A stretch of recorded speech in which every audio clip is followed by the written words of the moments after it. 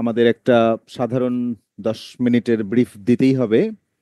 যদিও আমরা দেওয়ানি কার্যবিধি বিষয়ে একটা ক্লাস আমরা নিয়েছিলাম, যেখানে আমরা আলোচনা করেছিলাম যে দেওয়ানি কার্যবিধিতে কিভাবে ভালো নাম্বার তোলা যায় বা যাবে। এবং আপনাদের আত্মবিশ্বাসের জন্য, মানে যেটা আপনাদের অবগতি, সদয় অবগতি, সেটা হলো যে আমাদের বিগত সালের প্রশ্ন থেকে আমরা দেখতে পাই যে দেওয়ানি কার্যবিধিতে থেকে 2023 সালে মোট 18টা বিগত সালের সংশ্লিষ্ট ধারা থেকে আসছে। 18টা, 20টার মধ্যে 18টা। এটা যে সব সালে কিরকম থাকে তা না, তার মানে 20টার মধ্যে 18টা পারা সম্ভব ছিল যদি আমার কথা মতো 2023 সালের পরীক্ষার্থীগণ মাত্র 110টা ধারা এবং বিধি পড়ে যেতেন, তাহলেই তার 20টার মধ্যে 18টা পারার কথা ছিল।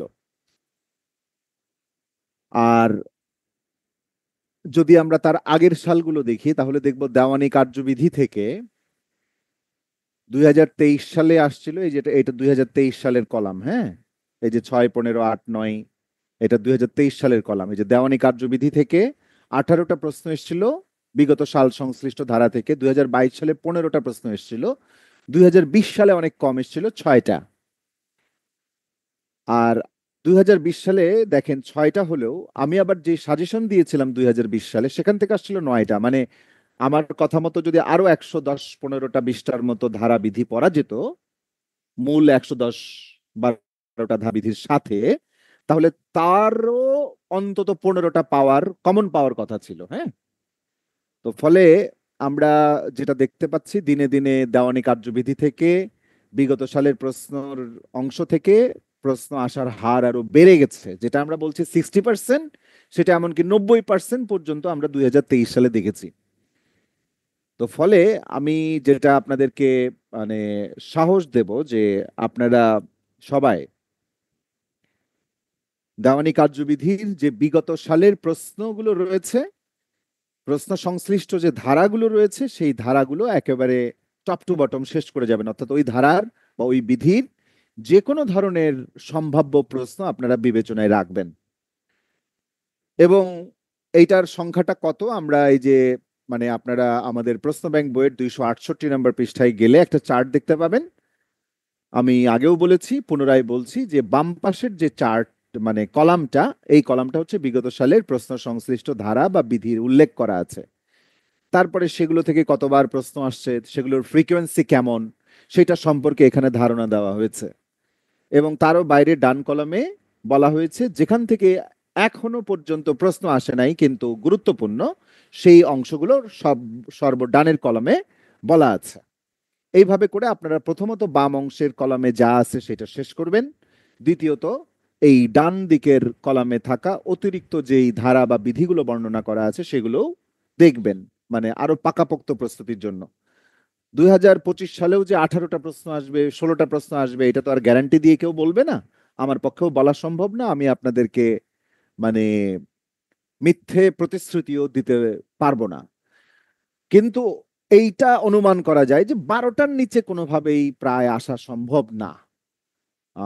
তারপরেও যদি কমও হয়, কম হলেও আমার ধারণা যে আমরা ক্লাসে যা পড়াবো এবং ক্লাসে যা বুঝিয়ে দিব, সেখান থেকে আপনারা অন্তত 15টা প্রশ্ন আপনারা পারবেন বা কমন থাকবে। তো আমরা যদি এই বাম পাশের কলামটা ধরে আগাই, মানে আমরা একটু স্পেসিফিক সংখ্যাটা জানতে চাই। স্পেসিফিক সংখ্যাটা হচ্ছে 109টা ধারা এবং বিধি থেকে এ যাবৎকালে প্রশ্ন আসছে। ফলে এই 109টা ধারা বিধি এর যাবতীয় ইনফরমেশন এবং যাবতীয় পদ্ধতিগত বিধান আমাদেরকে জানতে হবে। এবং এরও বাইরে আমরা এই দেওয়ানি কার্যবিধির এই যে ডান পাশের যে কলাম, সেই কলামে আমরা কিছু কিছু ধারা, বিধি, সেগুলো একের পর এক উল্লেখ করে গেছি। এবং সংখ্যাটা যে খুব বড় এমনটা না। এবং আমি আপনাদেরকে পেনাল কোড পড়ানোর সময় বলেছিলাম যে পেনাল কোডের সাজেশনটা একটু বড়, মানে ওটা চাইলেও ছোট করা কঠিন। তারপরও কিন্তু আমি লাস্ট ক্লাসে একটা লম্বা সাজেশন তাকে একটু কমিয়ে দেওয়ার চেষ্টা করেছি। আমাকে কেউ কেউ বলেছে যে স্যার, আহ, মানে ক্লাস রেকর্ডে দেখবেন যে ওইখানে দেহ অংশ বা সম্পত্তির অংশ এই জায়গাগুলোতে কম বলা হয়ে গেছে। আমি দেখলাম, পরে আমি আবার একটু পর্যালোচনা করলাম, দেখলাম যে না, মোটেও কম বলা হয়নি। এবং আমি যেটুকু দিয়েছি এর মধ্যে থেকে আপনি মানে মোটামুটি ভাবে নিশ্চিত থাকেন যে আপনি 14-15টা প্রশ্ন পেনাল কোডে কমন পাবেন। এবং আমি লট ধরে দিয়েছি, এরকম লট আমি পরীক্ষার আগ মুহূর্তে দিয়ে থাকি। তো পেনাল কোডের লাস্ট ক্লাসে আমি দিয়েছি, সেটা হোয়াটসঅ্যাপ গ্রুপে আছে, চেক করে নেবেন। তো আমরা ফলে আহ দেওয়ানি কার্যবিধি থেকে দেখেন যে পেনাল কোডে 511টা ধারা, কিন্তু ওইখানে 250-এর উপরে জিনিসপত্র মোটামুটি ভাবে পড়তে হয়। আর ফৌজদারি কার্যবিধি সম্পর্কে আপনারা জানেন যে সেখানে 110 যোগ আরো 110 বা 20 মানে 230টার মতো পড়তে হয়, সেটাও 565টা ধারার মধ্যে। সেই 565টা ধারার মধ্যেও আবার কি প্রায় 80-90 বা 100টা ধারা কম আছে, অনেক চ্যাপ্টার বাতিল হয়ে আছে, তাই না? অন্যদিকে দেওয়ানি কার্যবিধিতে কিন্তু 700-র উপরে ধারাবিধি আছে, সেখান থেকে মাত্র 232টা ধারাবিধি পড়তে পারবেন না। 232টা পড়লে আপনি অল ইকুইপড হয়ে যাবেন। আর যদি একদমই কম পারেন তাহলে এই 110টা ধারাবিধি অ্যাটলিস্ট পড়েন, তাও তো দেওয়ানি কার্যবিধিতে 10, 12, 13, 14 চলে আসবে, আমি আশাবাদী খুবই। হোয়াটএভার, আমরা তাহলে একটু মানে ধারণাটা দেওয়ার চেষ্টা করলাম, এবং আমার কথা না বুঝলে এই মুহূর্তে আমার জন্য মানে কঠিন পুনরায় বিষয়টাকে ব্যাখ্যা করা। তো আমরা দেওয়ানি কার্যবিধির এই যে প্রথম অংশ, এবং প্রথম অংশটা কেমন আমি এটা সম্পর্কে আগে আপনাদেরকে একটু ধারণা দিয়েছিলাম। আমি বলেছিলাম যে দেওয়ানি কার্যবিধির 1 থেকে 9 নম্বর আদেশ, চক্ষু বড় করিয়া দেখিয়া লন, 1 থেকে 35 খ নম্বর ধারা এবং আদেশ 1 থেকে 9, এটা হচ্ছে দেওয়ানি কার্যবিধির খুবই বেসিক পার্ট। এই পার্টটুকু না জানলে একটা মামলা কেমনে চলে, কেমনে শুরু করতে হয়, এগুলো সম্পর্কে বেসিক ইনফরমেশন জানা হয় না, জানা যায় না। এই অংশটা ভালো করে পড়তে হয়। মোর ওভার, দেওয়ানি কার্যবিধির পরের শেষের অংশের 96 থেকে 158, যদিও মানে রেঞ্জটা বড় এই ধারার মধ্যেকার, কিন্তু এর মধ্যে অল্প জিনিসই পড়তে হয়। 96 থেকে 115 সবই পড়তে হয়, আর 115-র পর থেকে একটু বাছাই করে পড়তে হয়। এবং আদেশ 41 থেকে 51, এই দুটো অংশ যদি ভালো করে প্রসিডিউরের পার্টটা শেষ করেন তাহলে আপনার লিখিত পরীক্ষার প্রস্তুতির অর্ধেকের বেশি সম্পন্ন হয়ে যায়। মাঝখানে আরো বাকি জিনিসগুলো আছে, ধারা 33 থেকে 95 এবং আদেশ 10 থেকে 40, এখানেও বেশ কিছু গুরুত্বপূর্ণ আদেশ রয়েছে, সেগুলো আসলে সিঙ্গেল সিঙ্গেল আকারে পড়া চলে।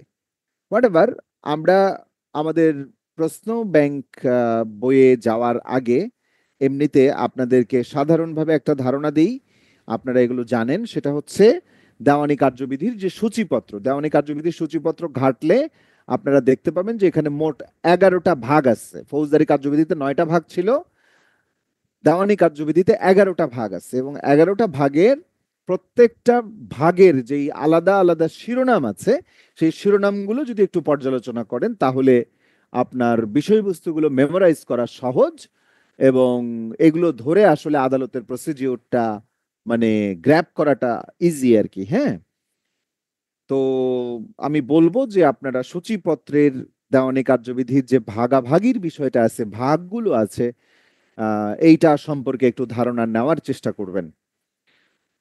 আমরা যদি প্রশ্ন ব্যাংক বইয়ে যাই, আমরা প্রশ্ন ব্যাংক বই ধরে আমরা মানে স্টার্ট করি, এটা আমাদের জন্য ভালো হবে। এবং আমরা একটা অনুমান দিয়েছি, অনুমান বলতে একটা পরিসংখ্যান দিয়েছি। পরিসংখ্যান যদিও সঠিক হিসাব সবসময় চিত্রিত করে না। এই যাবৎকালে দেওয়ানি কার্যবিধির 227টা প্রশ্ন আসছে, তার মধ্যে 87টা প্রশ্ন এসেছিল এই 1 থেকে 9 নম্বর আদেশ এবং 1 থেকে 35 ক ধারার মধ্যে। তার মানে 3 × 8 = 24, 240 হয়। তার মানে 1/3 কোশ্চেন, মানে ন্যূনতম 8টা প্রশ্ন এই অংশ থেকে আসে। মানে এটা আপনারা একটা পরিসংখ্যানিক হিসেব অনুসারে ধরে নিতে পারেন।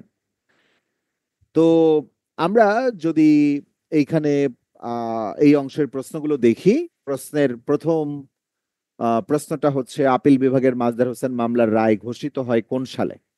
এটা সঠিক উত্তর 1999 সালে রায় ঘোষিত হয় আপিল বিভাগের মাজদার হোসেন মামলার রায়। যদিও এটা কার্যকর হওয়ার প্রশ্নটা আরো পরে এবং এটা সংক্রান্তে আমরা বলেছি যে ফৌজদারি কার্যবিধির 1 নং প্রশ্নের একটা ব্যাখ্যা আমরা সেখানে দিয়েছি, সেই ব্যাখ্যাটা আপনারা দেখে আসবেন, দেখে নেবেন। ফলে এইটা নিয়ে আমি লম্বা আলোচনা করতে ঢুকবো না। নিচের কোনটি প্রসিডিউরাল ল? প্রশ্ন আসছে এইভাবে, এইখানে এই প্রশ্নে একটু ঝামেলা আছে। Limitation act 1908, evidence act 1872, specific relief act 1877, the code of civil procedure 1908। প্রশ্ন আসছে নিচের কোন কোন আইনটি প্রসিডিউরাল ল? এখন আমরা সাধারণভাবে কি জানি বলেন তো? আমরা শুধুমাত্র জানি যে আমাদের বার কাউন্সিলের সাবজেক্টের মধ্যে থাকা 7টা আইন, এই 7টা আইনের মধ্যে স্পেসিফিক রিলিফ অ্যাক্ট এবং দ্য পেনাল কোড 1860, এই দুটো আইন হচ্ছে সাবস্ট্যান্টিভ ল বা তত্ত্বগত আইন, বাকি সবই প্রসিডিউরাল আইন। তো এখন প্রশ্ন আসছে নিচের কোনটি প্রসিডিউরাল ল? এখানে যদি প্রশ্ন আসতো কোনটি প্রসিডিউরাল ল নয়, তাহলে স্পেসিফিক রিলিফ অ্যাক্ট হইতো, কিন্তু নিচের কোনটি প্রসিডিউরাল ল বইলা তার মধ্যে সিপিসিও দিয়েছে, এভিডেন্স অ্যাক্টও দিয়েছে, লিমিটেশন অ্যাক্টও দিয়েছে। এখন আমরা সাধারণ সূত্র অনুসারে জানি লিমিটেশন অ্যাক্ট একটা প্রসিডিউরাল ল, এভিডেন্স অ্যাক্ট একটা procedural law, the code of civil procedure একটা প্রসিডিউরাল ল। তো এখন এর মধ্যে আপনি কোনটাকে প্রসিডিউরাল ল বলে গণ্য করবেন? যখন the code of civil procedure 1908 অথবা দ্য ক্রিমিনাল প্রসিডিউর যদি থাকে, হ্যাঁ, তাহলে সিভিল প্রসিডিউর সিপিসি অথবা সিআরপিসি কে আপনারা প্রসিডিউরাল ল হিসেবে অগ্রগণ্য করবেন, এটা খেয়াল রাখবেন।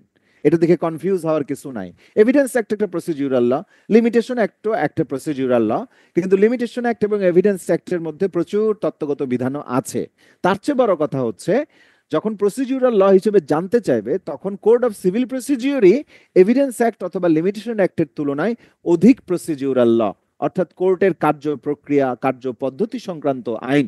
সুতরাং এটাই সঠিক উত্তর হবে। বোঝা গেছে কথাটা? ফলে এইরকম কৌশল করতে হবে। আবার দেখা যায় মানে আল্লাহ না করুক, মানে অনেক সময় এরকম হয়, প্রশ্নের সংশোধনী আসে আসে যে নিচের কোন আইনটি প্রসিডিউরাল ল নয়, এইটা হবে। প্রশ্নটা এরকম হয়, নয় লিখা উত্তর দেন, এরকম হয়। ফলে তাদের বার কাউন্সিলের প্রশ্নে মাঝে মাঝেই প্রিন্টিং মিস্টেক থাকে। হয়তো প্রসিডিউরাল ল নয় বলেই এই প্রশ্নটা করতে চেয়েছিল, কিন্তু যেহেতু প্রসিডিউরাল ল কোনটি এইভাবেই প্রশ্ন আসছে, আমরা ফলে এইভাবে এটাকে ব্যাখ্যা আকারে দিয়েছি। ওকে, কোন আদালতে মূল মোকদ্দমা দায়ের করা যায় না? এইটা জেলা জজ আদালত, অতিরিক্ত জেলা জজ আদালত, যুগ্ম জেলা জজ আদালত, সিনিয়র সহকারী জজ আদালত, কোনটাতে যায় না? লেখেন তো, কোনটাতে যায় না? খ নাম্বার দিয়েছেন, বি নাম্বার অতিরিক্ত জেলা জজ আদালতে, রোকন জামান দিয়েছেন এ,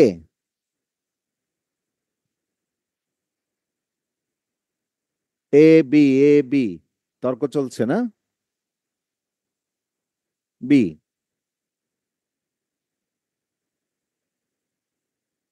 কোন আদালতে মূল মোকদ্দমা দায়ের করা হয় না? জেলা জজ আদালতেও তো মূল মোকদ্দমা দায়ের করা হয় না।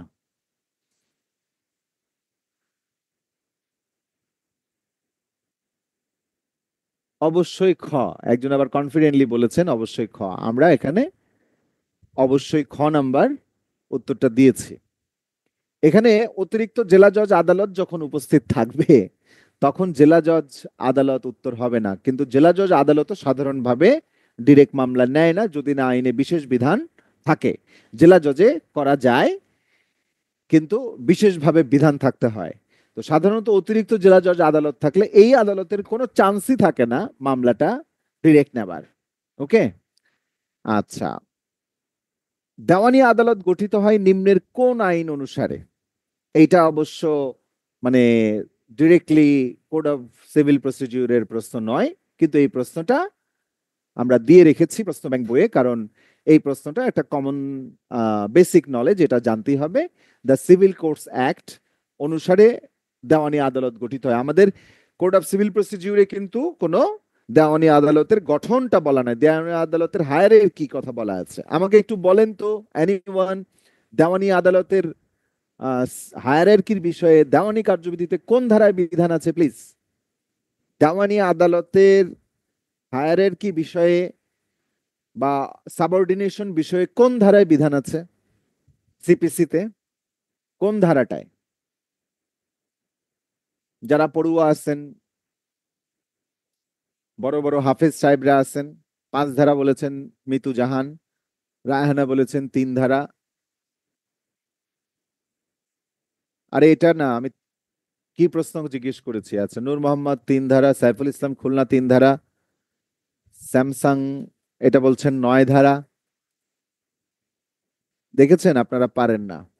দেওয়ানি কার্যবিধির 3 ধারায়, দেওয়ানি কার্যবিধির 3 নম্বর ধারায় সাবঅর্ডিনেশন অফ কোর্টস বা আদালত সমূহের অধস্তনতা, সাবঅর্ডিনেশন অফ সিভিল কোর্টস, এইটা বলা আছে। হ্যাঁ, এইটা মাথায় রাখবেন, এইটা প্রশ্ন আসতে পারে ধারাভিত্তিক। সর্বপ্রথম কখন সিভিল কোর্ট সংক্রান্ত পদ্ধতিগত আইন কোডিফাইড হয়? এই প্রশ্নটা আপনারা খেয়াল করবেন যে সিভিল কোর্ট সংক্রান্ত পদ্ধতিগত আইন সবার আগে কত সালে হয়? উত্তর হচ্ছে এটার 1859 সালে। হ্যাঁ, এইটা মার্চ মাসে প্রথম কোডিফাইড হয়। পরবর্তীতে এটা 1908 সালে প্রকাশিত হয়ে 1909 সাল থেকে জানুয়ারি থেকে বলবৎ হয়। এবং এটা সম্পর্কিত আরো কিছু বেসিক ইনফরমেশন, যেমন সর্বপ্রথম বিধিবদ্ধ হয় 1859 সালে, সর্বপ্রথম প্রণীত হয়, মানে বর্তমানে প্রচলিত আইনটা প্রণীত হয় 1908 সালে। এরপরে প্রচলিত দেওয়ানবাদ কার্যবিধি প্রণীত হয় একেবারে তারিখ ধরে 21 মার্চ 1908 সালে। কোন সালে কার্যকর হয়? 1 জানুয়ারি 1909। 1908 সালের কত নম্বর আইন? এটাও প্রশ্নের বিষয়বস্তু হতে পারে। 5 নম্বর আইন এখনো আসে নাই। সর্বশেষ কবে সংশোধিত হয়? 2017 সালে সংশোধিত হয়। দেওয়ানি কার্যবিধি কি ধরনের আইন? পদ্ধতিগত আইন। দেওয়ানি কার্যবিধি একটা সাধারণ আইনও বটে। তাহলে এই সম্ভাব্য প্রশ্নগুলো আপনাদের ইতিহাস সংক্রান্ত প্রশ্নের জন্য বরাদ্দ রেখে আপনারা একটু পড়বেন। 5 নম্বর প্রশ্নের এই জায়গাগুলো একটু মার্কার দিয়ে দাগায় রাখেন। দেওয়ানি কার্যবিধি 1908 কার্যকর হয় কত সালে? এই যে এই প্রশ্নটা অলরেডি চলে আসছে, এই প্রশ্ন যে আবার আসবে না কে জানে। 1909 সালের 1 জানুয়ারি থেকে। ওকে, দেওয়ানি কার্যবিধি অনুসারে আরজি নাকচের সিদ্ধান্ত হচ্ছে, এটা এখন 2 ধারায় চলে আসছে, 2 ধারা থেকে প্রশ্ন চলে আসছে। হ্যাঁ, প্রাথমিক সিদ্ধান্ত, চূড়ান্ত সিদ্ধান্ত, আদেশ, একটা ডিক্রি। দেওয়ানি কার্যবিধির 2 নম্বর ধারার 2 নম্বর উপধারায় ডিক্রির সংজ্ঞা দেওয়া হয়েছে। সেই ডিক্রির সংজ্ঞায় বলা হচ্ছে আরজি প্রত্যাখ্যান বা নাকচ অথবা 144 ধারায় বর্ণিত কোনো আদেশ, সেই আদেশগুলো অথবা আরজি নাকচের আদেশ, এই দুটোই ডিক্রি বলে গণ্য হবে। ফলে দেওয়ানি কার্যবিধি অনুসারে আরজি নাকচের সিদ্ধান্ত হচ্ছে একটা ডিক্রি। এই প্রশ্নটা একাধিকবার আসছে। সম্ভবত সিপিসির 144 ধারার প্রত্যর্পণ বিষয়ে কোনো সিদ্ধান্ত হলে সেটাও হবে একটা ড্যাশ, মানে কি ডিগ্রি হবে। ওকে, তাহলে আরজি খারিজ বা নাকচ এবং প্রত্যর্পণ এই দুইটি বিষয় ডিক্রি বলে গণ্য হবে। এবং এইটা সম্পর্কে 144 ধারা সম্পর্কে এইখানে একটু বলেছি আমরা যে রেস্টিটিউশন মানেটা কি, সেটা এই সূত্রে আপনাদের জেনে রাখা বাঞ্ছনীয়, কারণ 144 ধারা নিয়ে আলাদা করে 144 ধারা রিলেটেড প্রশ্ন আসতে পারে। এর বাইরে আবার ডিক্রির অন্তর্ভুক্ত মর্মে গণ্য হবে কোনটা? আরজি ফেরতের আদেশ, অস্থায়ী নিষেধাজ্ঞার আদেশ, আরজি গ্রহণের আদেশ, আরজি প্রত্যাখ্যানের আদেশ। উত্তর হচ্ছে আরজি প্রত্যাখ্যানের আদেশ, গ নাম্বার সঠিক উত্তর। আরজি ফেরত রিটার্ন অফ প্লেন্ট, আর আরজি প্রত্যাখ্যান রিজেকশন অফ প্লেন্ট, দুটো দুই জিনিস। ওকে, তো ফলে এই প্রশ্নটা একাধিকবার আসছে, বলা বাহুল্য এটা আবারও আসতে পারে। আবার দেখেন, দেওয়ানি কার্যবিধির অর্ডার 7 রুলে 11 এর মতে আরজি নাকচের সিদ্ধান্ত মূলত এগেইন ডিক্রি, মানে প্রশ্নটাকে একটু ঘুরিয়ে দিয়েছে। আপনারা যখন প্রথম প্রশ্ন পড়ছেন এই যে আরজি নাকচের সিদ্ধান্ত একটা ডিক্রি, সেখানে কিন্তু আমরা বলে দিচ্ছি যে আরজি নাকচ 7 আদেশের 11 আদেশে 11 বিধিতে, দুঃখিত এখানে আদেশ লেখা হয়ে গেছে, বিধিতে বর্ণিত। তো এখন এই 7 আদেশের 11 নম্বর বিধি এইটা দিয়া প্রশ্ন করছে একবার, ফলে এইভাবেও প্রশ্নটাকে কনসিডার করতে হবে। নিম্নের কোন আদেশটা ডিগ্রি হিসেবে গণ্য হবে? দেখেন, এটা রিপিটেড প্রশ্ন। আরজি ফেরত আদেশ, আরজি গ্রহণ আদেশ, আরজি প্রত্যাখ্যান আদেশ, আরজি সংশোধন আদেশ, আরজি প্রত্যাখ্যান আদেশ, ঘ নাম্বার এটা সঠিক উত্তর। ওকে, তাহলে সেম কোশ্চেন। তাহলে দেখেন এই 2 উপধারা থেকে আরজি নাকচ কি 1 2 3 4 বার এই সেম কোশ্চেন আসছে, মানে রিপিটেড কোশ্চেন বলা চলে। একবার একটু ভিন্ন ল্যাঙ্গুয়েজে আসছে, বাকি 3 বারই সেম ল্যাঙ্গুয়েজে আসছে। তো আমরা যেটা বলবো যে আমি একটু পরে আপনাদেরকে একটা চার্ট দেখাচ্ছি, প্রশ্ন ব্যাংক বইয়ে আছে, আমরা আস্তে আস্তে অগ্রসর হই। এরপরে দেখেন দেওয়ানি কার্যবিধি 1908-এর 2 ধারার 8 উপধারার বিধান অনুসারে জাজ শব্দের অর্থ কি? ইজ ইট অ্যাসিস্ট্যান্ট জাজ, ইজ ইট জয়েন্ট ডিস্ট্রিক্ট জাজ, ইজ ইট ডিস্ট্রিক্ট জাজ আর presiding officer of a civil court? বলেন তো এটা সঠিক উত্তর কি? লেখেন লেখেন লেখেন, এটা লেখেন। ডিস্ট্রিক্ট জাজ, জয়েন্ট ডিস্ট্রিক্ট জাজ, অ্যাসিস্ট্যান্ট জাজ, presiding officer of a civil court. D D D D D. এই প্রশ্নটা কিন্তু খুব ইন্টারেস্টিং প্রশ্ন। আপনারা এই 12 নম্বর প্রশ্নটা লিখে রাখেন, এটা রিপিটেড হইতে পারে। আমি কি মানে মাঝে মাঝে লিখে ফেলবো যে মানে কোনটা রিপিট হবে না হবে, আমি ঠিক শিওর না। একটু এই যে বললাম রিপিট হতে পারে, এটা একটু লিখে রাখেন তো। লিখে রাখেন বলতে আমার জন্য কেউ একটু লিখে রাখেন, মানে মিস্টার সিরাজুল সাহেব যদি থাকেন তাহলে একটা আলাদা কাগজে একটু নোট করেন। আমি 12 নম্বর প্রশ্নের বিষয়ে বলেছি রিপিট হবে। কিংবা প্রশ্নটা অন্যভাবে আসতে পারে কিভাবে? জাজ means the presiding officer of a civil court, এটা দেওয়ানি কার্যবিধির কোথায় সংজ্ঞায়িত আছে? উত্তর হচ্ছে 2 ধারার 8 নম্বর উপধারায় সংজ্ঞায়িত আছে। এইভাবে প্রশ্ন আসতে পারে। হ্যাঁ, সংজ্ঞাটি আরো অন্যভাবে শূন্যস্থান দিয়ে পরীক্ষায় আসতে পারে, বা ধারাভিত্তিক প্রশ্ন প্রত্যাশিত। আমি তো কয়াই দিচ্ছি, মুখে বলতেছি, কিন্তু এত তো আর পড়ার সময় নাই আমার। আপনারা কি করবেন, এই যে একটু যদি চক্ষু কান খুলিয়া, মাথাটাকে এঙ্গেজ করিয়া, ফোনটাকে বন্ধ করিয়া যদি এই জায়গাগুলোই ভালো করে দেখেন, এই যে এখানে তো লিখেই দিচ্ছি না, আপনার মূল বইও ঘাটতে হবে না। জাজ means the presiding officer civil court, এই ছোট্ট একটা মানে 7-8টা শব্দের একটা সংজ্ঞা, এইটা দিয়া যদি বলে কোনটা এটা ধারা কত উপধারা কত, তাও এটা পারা উচিত আপনার। প্লিজ, খালি মনোযোগটা দরকার।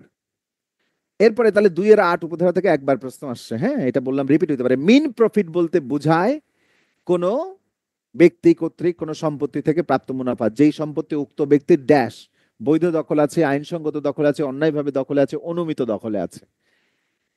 আচ্ছা, অতি গুরুত্বপূর্ণ এই ধারাটা নিয়ে আমরা মানে আলাদা করে কোনো বিস্তারিত আলোচনা করি নাই, কিন্তু প্রশ্নের সাথে সম্পর্কিত করে আমরা কিছু কথা বলেছি। এইগুলো হয়তো আরেকটু চার্ট করে দিলে ভালো হতো। তো আমরা একটু আপনাদের সুবিধার জন্য আমরা একটু যাব এই মিন প্রফিট ব্যাপারটাকে একটু চক্ষু মিলিয়া বোঝার জন্য, দেখার জন্য। হ্যাঁ, এইটা আছে 12-তে না? হুম। অন্তর্বর্তীকালীন মুনাফা, এইটার উচ্চারণ অনেকে কি বলে? মেসনে প্রফিট। ন, এটার উত্তর হচ্ছে মিন প্রফিট। মিনা শব্দটা আছে না, মিনা, মিনা কার্টুন, সেই মিনা, এটা বাদ দিলে মিন হয়। সেই মিন, মিন প্রফিট মানে হচ্ছে অন্তর্বর্তীকালীন মুনাফা। হোয়াট ইজ অন্তর্বর্তীকালীন মুনাফা? এটা বলতে বোঝাবে একজন বেআইনি দখলকারী ব্যক্তি হওয়া লাগবে সবার আগে। তিনি সম্পত্তি হতে প্রকৃতপক্ষে যে মুনাফা লাভ করেছে, কোনো একটা মুনাফা তিনি পেয়েছেন, বা সাধারণ কমন সেন্সে যেই মুনাফা লাভ করতে পারত, মানে যেটা পটেনশিয়াল সম্ভাব্য, সুদ সহ সেই মুনাফাকে বোঝাবে। সুদ সহ সেই মুনাফাকে বোঝাবে। কিন্তু বেআইনি দখলকারী ব্যক্তি সম্পত্তির কোনো উন্নতি সাধন করে থাকলে, যদি উন্নতি সাধন করে থাকে, তাহলে এর ফলে যেই সৃষ্ট মুনাফা হবে সেইটা অন্তর্ভুক্ত হবে না, হবে না, হবে না। ব্যাপারটা কেমন? ব্যাপারটা কেমন? ব্যাপারটা কেমন এটা বোঝার জন্য আমাদের বিগত সালের প্রশ্নগুলো দেখতে হবে। দারুণ খেলা, মানে সাপের খেলা। সাপ। মিন প্রফিট বলতে বোঝায় একজন ব্যক্তি কর্তৃক কোনো সম্পত্তি থেকে প্রাপ্ত মুনাফা, বাট যেই সম্পত্তি উক্ত ব্যক্তির ড্যাশ বৈধভাবে দখলে আছে সেই সম্পত্তির মুনাফা, আইনসঙ্গতভাবে দখলে আছে সেই সম্পত্তির মুনাফা, অন্যায়ভাবে দখল আছে সেই সম্পত্তির মুনাফা, নাকি অনুমিত দখল আছে সেই সম্পত্তির মুনাফা? একদম বেআইনি ভাবে দখলে আছে সেই সম্পত্তির মুনাফা। পারবেন না? মানে বেআইনি ভাবে আমি দখল করে নিচ্ছি একটা মার্কেট, ফলে মার্কেট থেকে আমি যেহেতু বেআইনি দখলদার, ওইখান থেকে যে আমি ভাড়াগুলো তুইলা খাইতেছি, ভাড়াগুলো তুলতেছি, তুইলা ব্যাংকে জমা করতেছি, ব্যাংকে জমা কইরা ওইটার আবার সুদ এবং সুদও পাইতেছি। এই যে অন্যায় ভাবে দখল করার পরে ওই অন্যায় দখলকার ব্যক্তি যে মুনাফাটা অর্জন করেন, ইনক্লুডিং দ্য ইন্টারেস্ট, সুদ সহ, সেইগুলো মেইন প্রফিট আকারে গণ্য হবে। কিন্তু ওইটা আমারই মার্কেট, আমি তুইলা খাইতেছি কি জমা করতেছি কি সুদ খাইতেছি, সেইটা মেইন প্রফিট নয়। অন্তর্বর্তীকালীন মুনাফা বলতেই বোঝাবে একজন বেআইনি দখলকার সেটা দখল কইরা নিয়ে নিচ্ছে, বুঝা গেছে? কিন্তু যখন কোনো উন্নতি সাধন করে থাকবেন ওই বেআইনি দখলদার, তখন ওই মেইন প্রফিটটা যুক্ত হবে না। মানেটা কি? মানে হচ্ছে আমি বেআইনি ভাবে দখল করছি বটে, বুঝছেন? বেআইনি ভাবে দখল কইরা সেইখানে 3 তলা বিল্ডিং ছিল, 4 তলায় আবার একটা নতুন ভার্টিক্যালি আমি কনস্ট্রাকশন 4 তলাটা কমপ্লিট কইরা ওইটাও আমি ভাড়া দিছি। তাহলে ওই যে ভাড়া দিছি, ভাড়া দেওয়ার কারণে যেটা আমি 4 তলা নিজে বানাইছি, সেইখান থেকে যে টাকাটা পাবো আমি অবৈধ দখলদার হওয়া সত্ত্বেও, সেইটার মুনাফা যুক্ত হবে না। খুব খেয়াল কইরা, খুব খেয়াল কইরা, যদি আমি উন্নতি সাধন করি ওই সম্পত্তির। ইন্টারেস্টিং ব্যাপার। তো এইটা দেওয়ানি কার্যবিধিতে থাকা এই ধারণাটির সাথে, মানে মেইন প্রফিটের সাথে দণ্ডবিধির 23 ধারায় বর্ণিত অবৈধ লাভ বিষয়বস্তুর সমূহ মিল রয়েছে। আমি আপনাদেরকে দণ্ডবিধির 23 ধারা পড়াইছি না? দণ্ডবিধি 23 ধারা থেকে কি প্রশ্ন আসছিল বিগত সালে? আসে নাই। কোন ধারা থেকে আসছিল? 24 ধারা থেকে আসছিল। 24 ধারা পড়াইতে গিয়ে কি কইছে? যে তার আগের 23 ধারা, wrongful gain, wrongful loss, wrongfully gain, wrongfully loss, এইটার যে সংজ্ঞা দণ্ডবিধি 23 ধারায় দেওয়া আছে, সেইটার সাথে মেইন প্রফিট একটু কানেক্ট করে পড়ে নেবেন, তাহলে এগুলো সম্পর্কে একটা স্পষ্ট স্বচ্ছ ধারণা হবে। তো আমরা ফলে ওইটা একটু দেখে নিতে বললাম। এইবার দেখেন এই প্রশ্নটা উত্তর দেখবেন না। কোনটি অন্তর্বর্তীকালীন মুনাফা হিসেবে গণ্য হবে না 2020? খুব মনোযোগ দেন। এক্স মিস্টার এল এর সম্পত্তি অন্যায়ভাবে দখল করে সেটা থেকে লাভ পেল। প্রশ্নটা কি? কোনটা মেইন প্রফিট হিসেবে গণ্য হবে না? বলে নাই যে কোনটা গণ্য হবে, এটা কিন্তু কয় নাই। বলতেছে এক্স কি করেছে? এল এর সম্পত্তি অন্যায়ভাবে দখল করছে, দখল কইরা লাভ পাইছে। এটা কি গণ্য হবে নাকি গণ্য হবে না? উত্তর হচ্ছে গণ্য হবে। তাহলে এটা সঠিক উত্তর কি এইটা? গণ্য হবে না সঠিক উত্তর কি এ? না। অনুপ্রবেশকারী এক্স এল এর বাড়ি দাবি করে এবং ভাড়া সংগ্রহ করে। অনুপ্রবেশ করে এক্স এল এর বাড়ি দাবি করে এবং ভাড়া সংগ্রহ করে, ভাড়া সংগ্রহ করে ফেলছে। এক্স এল এর সম্পত্তি অবৈধ দখল করে সেখানে বাড়ি নিয়ে ভাড়া দিল।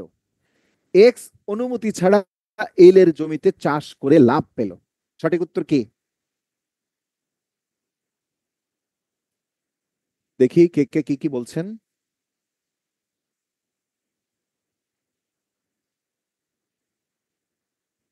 C C C C C C C.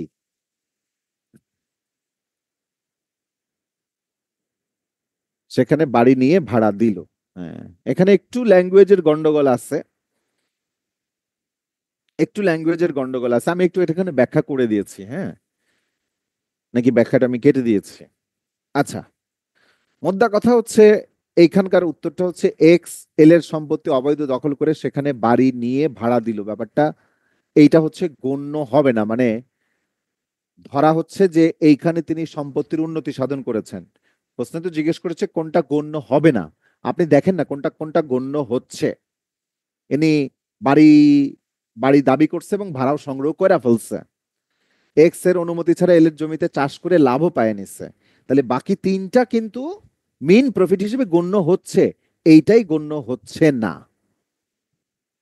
ওকে, এটা আসলে এই যে বললাম না প্রিন্টিং মিস্টেক টিস্টেক থাকে, এই যে এটা আসলে বাড়ি নিয়ে, তো এটা অ্যাকচুয়ালি বাড়ি বানিয়ে হবে, বুঝছেন? তাহলে ল্যাঙ্গুয়েজটা স্পষ্ট হতো। সামান্য একটা বয় আকারে বা শব্দটা নাই, এরকম দানের খাতায় মানে বার কাউন্সিল একটা ভুল করবে, এরকম 1 বা 2 নাম্বার আপনার প্রশ্নের মধ্যে ছাড়া আসতে হবে, মানে আপনাকে অ্যাকচুয়ালি পরীক্ষা দিতে হবে 98 নাম্বারের মধ্যে। আল্লাহ আল্লাহ করে রেখে ঢুকতে হবে আর কি, দোয়া পড়া ঢুকতে হবে বেশি করে। মিন প্রফিট বলতে কি বোঝায়? বেআইনি দখল করে লাভ, চুক্তি মোতাবেক দখল থেকে মুনাফা লাভ, অস্থায়ী কোনো সময়ের জন্য দখল করে লাভ, আইনগতভাবে দখল করে লাভ। এটা দেখেন তো, বেআইনি ভাবে দখল করে লাভ আর এই অস্থায়ী কোনো সময়ের জন্য দখল করে লাভ, হ্যাঁ এটাও তো হয়, কিন্তু ওইটার চেয়ে এলিমেন্টটা দেখতে হবে। মিন প্রফিটের এলিমেন্ট হচ্ছে বেআইনি ভাবে হতে হবে ভাই। পারবেন না? পারবেন তো। আচ্ছা, কোনটা মিন প্রফিটের সাথে সম্পৃক্ত নয়? মামলার খরচ, বেআইনি দখলদার, সুদ সহ মুনাফা, স্থাবর সম্পত্তি। বাইরে স্থাবর সম্পত্তিও কানেক্টেড, সুদ সহ মুনাফাও কানেক্টেড, বেআইনি দখলদার হওয়াটাও কানেক্টেড, বাট মিন প্রফিটের সাথে মামলার খরচের কোনো সম্পর্ক নেই। বোঝা গেছে?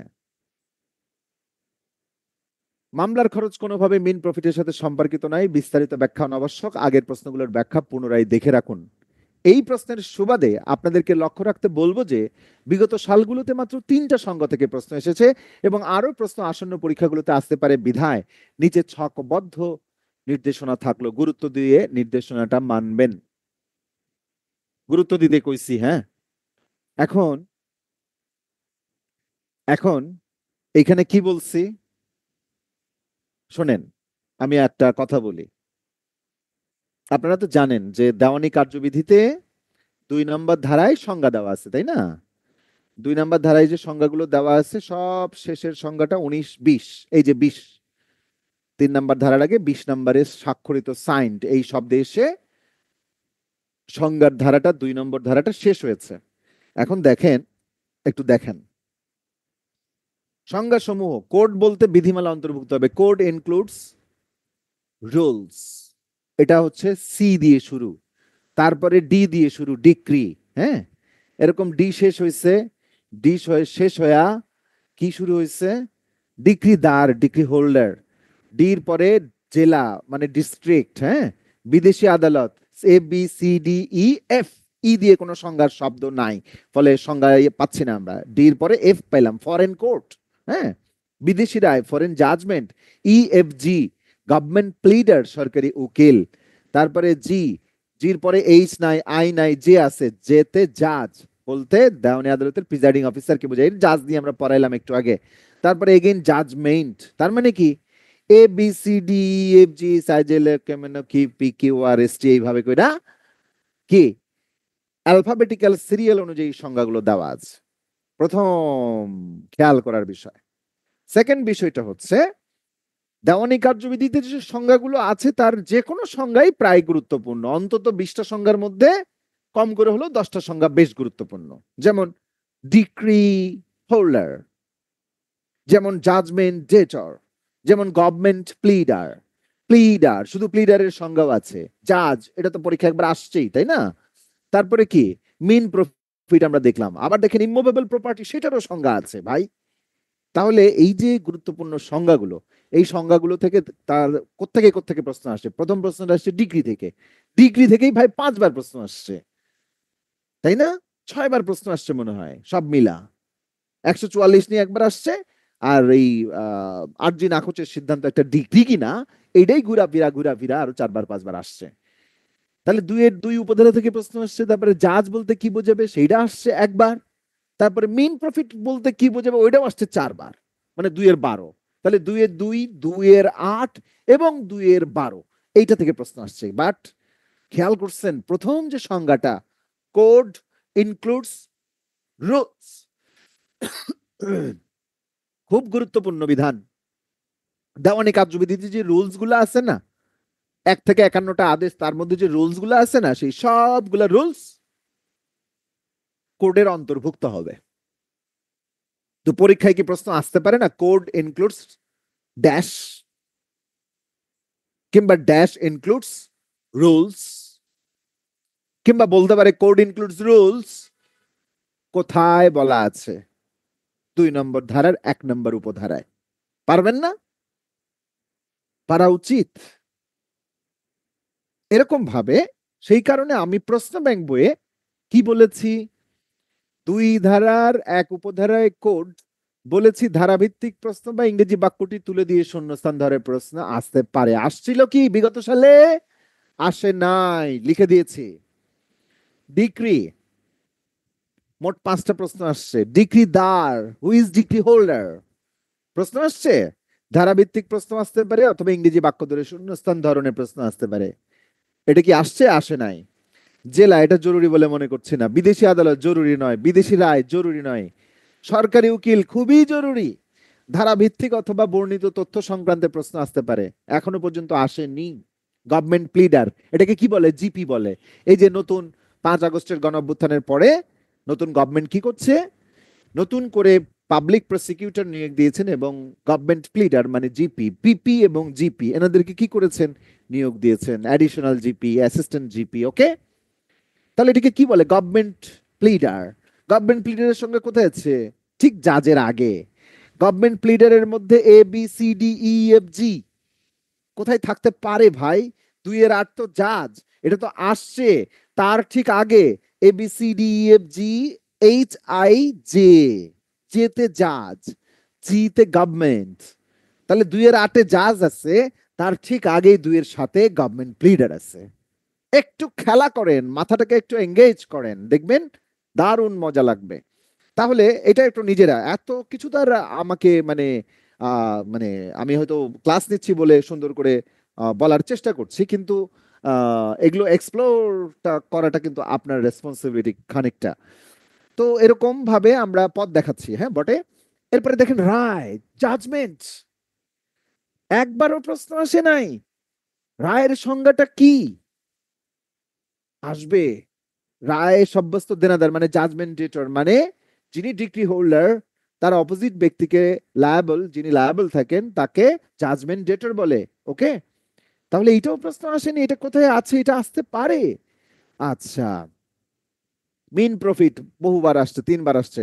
অস্থাবর সম্পত্তি, মিন প্রফিটের পরে গিয়ে অস্থাবর সম্পত্তি, ইমুভেবল প্রপার্টি।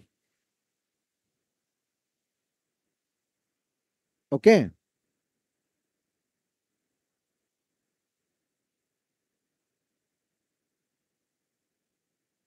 এরপরে আদেশের সংজ্ঞা আছে। উকিল, উকিল, উকিল 2-15। দেওয়ানি কার্যবিধি জানবেন আর উকিলের সংজ্ঞা কোথায় আছে সেটা জানবেন না? কেমন হয় না ব্যাপারটা?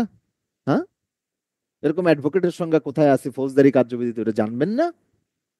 বার কাউন্সিল অর্ডারে কোথায় আছে এটা জানবেন না? জানতে হবে। ওকে, তাহলে এই ছকটা দেখে একটু দাগায় দাগায় পড়েন। আমি অনেকগুলোর কথা বললাম। এরপর হচ্ছে আমরা একটু মৌখিকভাবে বলি, হ্যাঁ। সেটা হচ্ছে 2 নম্বর ধারার পরে 3 ধারা থেকে প্রশ্ন আসে নাই, 4 ধারা থেকে প্রশ্ন আসে নাই, 5 ধারা থেকে প্রশ্ন আসছে কবে জানেন?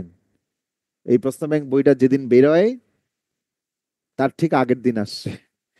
আগের দিন জুডিশিয়ারির পরীক্ষা ছিল 4 মে 2024। ওই প্রশ্নটা দেখা আমি বইটা ছাপতে দিচ্ছি। এই প্রশ্ন কোথায় পাবেন?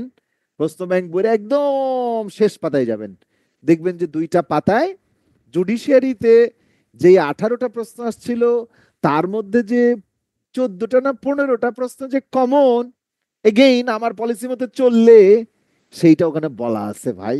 ওর মধ্যে প্রশ্ন আসছিল 5 ধারা থেকে। এখন এই যে 3 নম্বর ধারা কি? আদালতের অধস্তনতা, সাবঅর্ডিনেশন অফ কোর্টস, আসতেই পারে। 4 নম্বর ধারাটা কিসের? সুনির্দিষ্ট প্রতিকার আইন পড়ানোর সময় আমরা বলেছিলাম যে সংরক্ষণের ধারা, সেভিংস। তো এসআর অ্যাক্টেও 4 নম্বর ধারা, ওইটা একটা তত্ত্বগত আইন এবং ওইটার সমজাতীয় প্রসিডিউরাল ল হচ্ছে, কানেক্টেড প্রসিডিউরাল ল হচ্ছে সিপিসি, সেইখানেও সেভিংস হচ্ছে 4 নম্বর ধারায়। এসআর এ 4, দেওয়ানি কার্যবিধিতেও 4, সেভিংস এর ধারা। এসআর থেকেও সেভিংস থেকে জীবনের প্রশ্ন আসে নাই, দেওয়ানি কার্যবিধির সেভিংস থেকে জীবনের প্রশ্ন আসে নাই।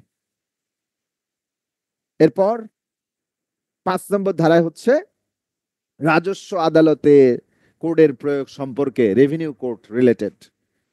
6 নম্বর ধারা হচ্ছে পিকিউনিয়ারি জুরিসডিকশন। 7 নম্বর ধারা হচ্ছে স্মল কজেস কোড। 8 নম্বর ধারাটা বাতিল। এই 1 থেকে 8 হচ্ছে দেওয়ানি কার্যবিধির প্রাথমিক পার্ট। তো 3, 4, 5, 6, 7 এইটার সামারি সম্পর্কে দয়া করে ধারণা রাখবেন। প্রথম চ্যাপ্টার আমরা ফলে এর পরের অংশে প্রসিড করতে পারি। কেমন লাগছে ক্লাস?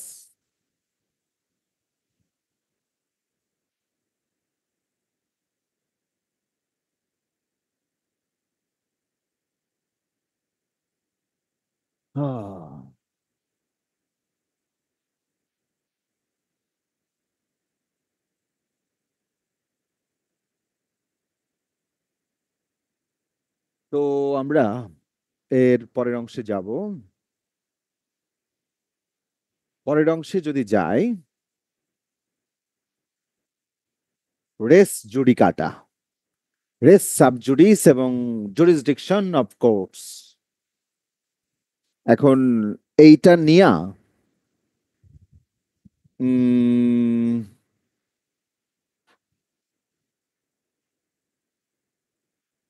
দেওয়ানি কার্যবিধির, আচ্ছা আমরা ডিরেক্ট পড়তে শুরু করি। হ্যাঁ, দেওয়ানি কার্যবিধির কত ধারায় দেওয়ানি মামলা বিষয়ে দেওয়ানি আদালতগুলোতে সাধারণ এখতিয়ার দেওয়া হয়েছে? শোনেন, আমাদের বইয়ে যেন কতটা প্রশ্ন আছে। প্রশ্ন আছে হচ্ছে 1000 সামথিং প্রশ্ন ব্যাংক বইয়ে। কয়টা ধারার প্রশ্ন আছে? 497টা ধারা বা বিধি রিলেটেড কোয়েশ্চেন আছে। তো 500টা ধারা যদি আমরা 20টা করে প্রতিদিন পড়াই, তাহলে আমাদের কোর্স শেষ হয়ে যায় 25 দিনে। কিন্তু আমাদের সময় বেশি লাগছে। আপনাদের জন্য একটু বাড়তি এফোর্ট হয়তো আমি কখনো কখনো ধারা বিধি এগুলো মূল আইনের মধ্যে চলে যাচ্ছি, পড়াচ্ছি। ব্যাপারটা কি, যারা অনেক পুরনো ছাত্র আছেন তাদের জন্য মানে বিরক্তিকর হচ্ছে কিনা, মানে এইটা যদি একটু আমাকে হেল্প করেন। একজন বলেছেন প্রশ্ন ব্যাংক বইয়ে পুরাতনটা আছে, নতুনটাই কোনো পরিবর্তন? পরিবর্তন তো প্রায় অন্তত 80 ভাগ পরিবর্তন হয়েছে, বুঝলেন মিস্টার দুলাল আহমেদ। আপনি যদি ভাবেন যে গতবারের বই পড়ে আপনি খুব মানে বুদ্ধিমানের কাজ করতেছেন, তো দুঃখজনক ভাবে আপনি ভুল করছেন। হুম, আকাশ পাতাল ফারাক আছে, এবং সামনের বই আরো আকাশ পাতাল ফারাক হবে। তো হোয়াটএভার, ধন্যবাদ। আমরা তাহলে আমরা আগাই। হ্যাঁ, রেস সাবজুডিস, রেস জুডিকাটা এবং এখতিয়ার প্রসঙ্গ। প্রথমটাই হচ্ছে যে কোন ধারায় দেওয়ানি মামলা বিষয়ে দেওয়ানি আদালতগুলোকে সাধারণ এখতিয়ার দেওয়া হয়েছে? 2, 9, 11, 151। এর উত্তর হচ্ছে 9 ধারা। এখন 9 ধারা কথাটা একটু অদ্ভুত রকমের কথা। হ্যাঁ, মানে আইন যদি পড়তে অভ্যস্ত না থাকেন তাহলে এগুলো বুঝতে সমস্যা হয়। বলা হয়েছে নিষেধ করা না থাকলে, মানে বাড়িত না হলে, কথাটা এরকম, আদালত সকল দেওয়ানি মোকদ্দমার বিচার করবে। ছোট্ট একটা line, courts to try all civil suits unless barred. মানে নিষেধ করা না থাকলে দেওয়ানি কোর্ট সব ধরনের মামলা পরিচালনা করবে। কি বিপদ! এখন সিভিল সুট মানে কি, সে তো এক মহা জিজ্ঞাসা, তাই না? সিভিল সুট হলো, এই যে 2022 সালে প্রশ্ন আসছে, এই প্রশ্ন যে কত ছেলে পেলে পারে নাই, হায় রে। দেওয়ানি প্রকৃতির মোকদ্দমার অর্থ এমন মোকদ্দমা যেখানে ড্যাশ সংশ্লিষ্ট স্বার্থ জড়িত থাকে। ইজ ইট সম্পত্তি বা অফিস, সম্পত্তি ও অফিস, শুধু অফিস, শুধু সম্পত্তি? প্রশ্নের সঠিক উত্তর বলেন দেখি, চ্যাট বক্সে লেখেন। এ সম্পত্তি বা অফিস নাকি সম্পত্তি ও অফিস? এ।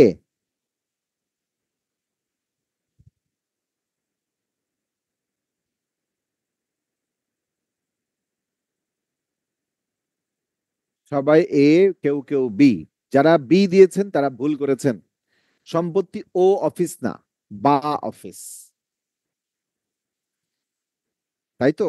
আমি কি আবার ভুল বললাম নাকি? না, মানেটা কি? সম্পত্তি ও অফিস মানে কি? শোনেন, ইংরেজিটা হচ্ছে এইরকম: a suit in which the right to property or to an office is contested is a suit of civil nature. একটা সুট যেটা সম্পত্তির অধিকার অথবা একটা অফিসের অধিকার সম্পর্কে অথবা দিয়ে বলছে, মানে সম্পত্তিরও অধিকার হতে হবে, অফিসেরও অধিকার হতে হবে, মানে পদেরও অধিকার হতে হবে, ব্যাপারটা এরকম নয়। সম্পত্তি বা অফিস, আপনি সম্পত্তির অধিকার নিয়েও যেই ডিসপিউট যদি উপস্থিত হয় সেটা নিয়ে যখন কথা বলবেন, রাইট টু প্রপার্টি, তখন সেটা সিভিল ন্যাচারের সুট, সিভিল মোকদ্দমা, দেওয়ানি মোকদ্দমা। অথবা যখন আপনি কোনো অফিস রিলেটেড, অফিস বলতে কোনো বিল্ডিং না, মৎস্য ভবন, বার কাউন্সিল ভবন না, অফিস বলতে অফিসের পদ, অফিস বলতে এখানে কার্যালয় বোঝায় নাই, অফিস বলতে একটা অধিকার বুঝিয়েছে, যেটা কোনো পদের অধিকার জেনারেলি হয়। যে মোকদ্দমায় সম্পত্তি বা পদের অধিকার সম্পর্কে প্রতিদ্বন্দ্বিতা হয় সেই মোকদ্দমায় দেওয়ানি প্রকৃতির। এর চেয়ে সিম্পল কথা আর হয় না। ফলে right two property, right to an office, এবং এক্সপ্লেনেশন, এটা 9 নম্বর ধারা, এটা ধরে বলা হচ্ছে, পুরোটা ইংরেজিতে তুলে দিয়ে প্রশ্ন আসতে পারে যে এটা কোথায় বলা আছে। দেওয়ানি প্রকৃতির মোকদ্দমা আমলে নেওয়ার বিধান কোন ধারায় উল্লেখ আছে? ভাইরে, 2023 সালে আসছে। এর আগে এরকম একটা প্রশ্ন আসছিল না? 2012 সালে বার কাউন্সিল, 2012 সালে প্রশ্ন আসছিল। সেই প্রশ্নটা আরেকটু ভিন্ন ল্যাঙ্গুয়েজে 2023 সালে আসছে। ভাই, ভাইয়েরা এবং বোনেরা প্রিয়, এইভাবে রিপিটেড হয়। এখন ওনারা কি রিপিট করার জন্য কি আগের প্রশ্নগুলো নিয়ে বসে, এই আগের প্রশ্নগুলো দাও তো?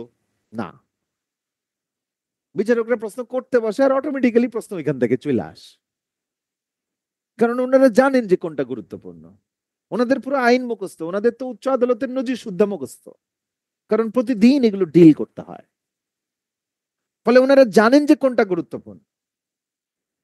এবং দেওয়ানি আদালতের এখতিয়ার সংক্রান্ত 9 নম্বর ধারার সিগনিফিকেন্স হিউজ। 23 সালে প্রশ্ন আসছে, 24 সালে আসবে বলে মনে হচ্ছে না। কিন্তু এটা না জানলে যে আবার আপনি মানুষও হবেন না, উকিল যে হতে পারবেন না। মানুষ হওয়া বলতে আমি উকিল হওয়া বোঝাচ্ছি আপাতত, নাকি? এমসিকিউ পরীক্ষায় পাস। সিভিল প্রসিডিউর কোডের কোন ধারায় রেস সাবজুডিস এর কথা বলা আছে? শোনেন, একটা কথা বলি, সেটা হলো,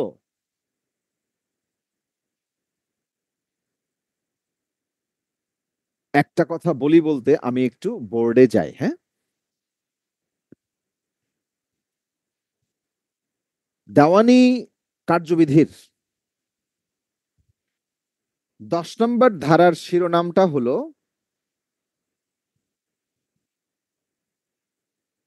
স্টে অফ সুট। 11 নম্বর ধারার শিরোনামটা হলো রেস জুডিকাটা। এই যে স্টে অফ সুট, এর বাংলা কি? মোকদ্দমার স্থগিত, রাইট? এইটার বাংলা হচ্ছে মোকদ্দমা স্থগিত, কিন্তু এটাকে ওই ল্যাটিন টার্ম অনুসারে বলা হয় রেস সাব জুডিস, এইটা বলা হয়। তাহলে দুটো ধারণা, একটা হচ্ছে রেস সাব জুডিস আর একটা হচ্ছে রেস জুডিকাটা। রেস সাবজুডিস বলতে কি বোঝায়? একটা মামলা শুরু হয়েছে এবং সেই মামলাটা চলমান আছে, কিছুদিন পর সেটা রায় হবে। চলমান বিষয়ে একই পক্ষের মধ্যে পুনরায় মামলা করা যায় না। এখন উনি করেছেন কি, কুমিল্লা কোর্টে একটা মামলা করছেন, পরে আইসা ঢাকা কোর্টেও একটা মামলা করছেন। মামলা কিন্তু এটা চলতেছে, চলমান আছে। তখন ওই যে দ্বিতীয় মামলাটা কি হবে, ঢাকা কোর্টের দ্বিতীয় মামলাটা স্থগিত হয়ে যাবে। তো আমাদের বিচারক কি একজন জ্যোতিষী? তিনি জানেন যে কক্সবাজারে না কুমিল্লায় না চট্টগ্রামে মামলা আগে হয়ে গেছে? জানে না উনি। ফলে উনি মামলাটা নিয়ে নেবেন।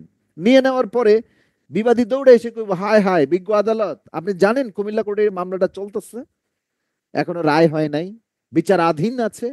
রেস সাব জুডিস মানে বিচারের অধীন। এই বিচারের অধীন মামলা থাকলে সেটাকে স্টে অফ সুট বলা হয় বা করা হয়। This is section number 10। আর রেস জুডিকাটা 11 নম্বর ধারার শিরোনামটাই হচ্ছে রেস জুডিকাটা। তাহলে 11 নম্বর ধারার শিরোনাম অনুসারে এই মামলাটা কি হয়েছে জানেন? মামলা শুরু হয়েছে, এইখানে এসে রায় হয়েছে, এইটা ধরেন আপিলেও নিষ্পত্তি হয়ে গেছে, মানে এর চূড়ান্ত সিদ্ধান্ত হয়ে গেছে।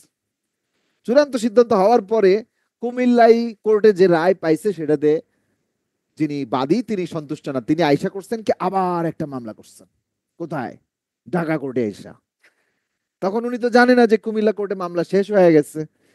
তখন উনি মামলা নিয়ে আনিছে, মামলা নিয়ে নেওয়ার পরে কি কইছে, বিবাদী দৌড়ে এসে কয়, বিজ্ঞ আদালত এটা তো বিচার হয়ে গেছে, এক মুরগি কয়বার জবাই করবেন আপনি?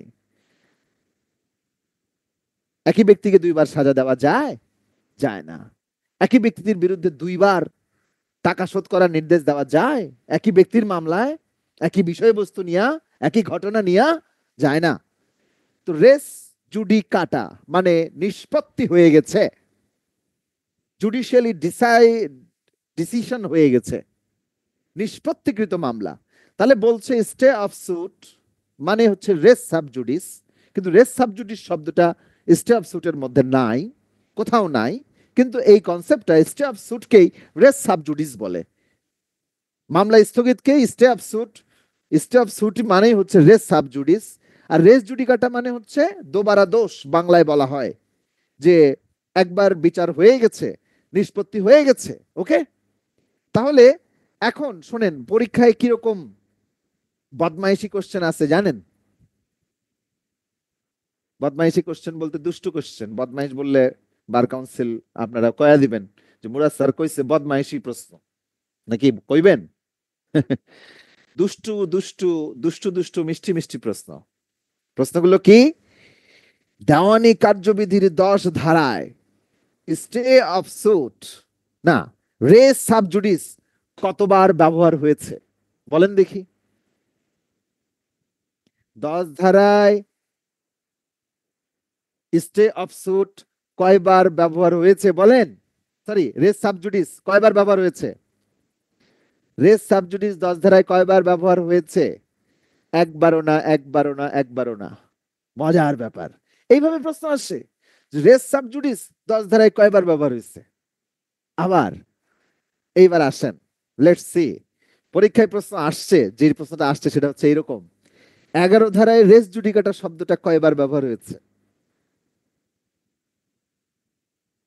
এই যে ওনারা বলতেছেন 11 ধারায় একবার একবার একবার একবার একবার একবার, একবার হচ্ছে সঠিক উত্তর। শুধু শিরোনামে বলা হয়েছে, ধারার মধ্যে কোথাও রেস জুডিকাটা শব্দটা নাই। ক্লিয়ার কথাটা? এত এফোর্ট দিচ্ছি এই জন্য যে প্রশ্ন সম্পর্কে আপনাদের ধারণা দেওয়ার জন্য, যারা একেবারেই শিশু অবস্থায় প্রস্তুতি নিয়ে শুরু করেছেন, এখনো সাবালক হননি, নাবালক অবস্থায় আছেন কেউ কেউ, অনেকেই না। তো পরীক্ষার আগে তো অনেক ভাবে প্রস্তুতি নিতে হবে, রাইট? তো প্রশ্ন আসছে রেস জুডিকাটা 11 ধারায় কয়বার ব্যবহার হচ্ছে। এই প্রশ্ন যখন আসছে তখন ধরে নিতে পারেন রেস সাবজুডিস 10 ধারায় কয়বার ব্যবহার হয়েছে, এই প্রশ্ন সামনে চলে আসতে পারে। ক্লিয়ার কথাটা? হুম। তাহলে কে কি বলতেছেন? গালিগালাজ করতেছেন নাকি? হুম, আচ্ছা। বুক নেম।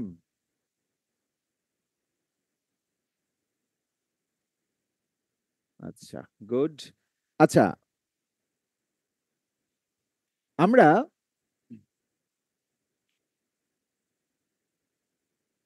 যদি চলে যায় সিভিল প্রসিডিউর কোডের কোন ধারায় রেস সাবজুডিসের নীতি বর্ণনা হয়েছে? Is it 10, 11, 12, 9? উত্তর হচ্ছে 10। রেস সাবজুডিস মানে কি? Stay of suit. পরীক্ষায় যদি প্রশ্ন আসে স্টে অফ সুট বলতে কোনটি বোঝায়, ইজ ইট রেস জুডিকাটা নাকি রেস সাবজুডিস? লেখেন তো, স্টে অফ সুট বলতে কোনটি বোঝায়, রেস সাবজুডিস না রেস জুডিকাটা? লেখেন।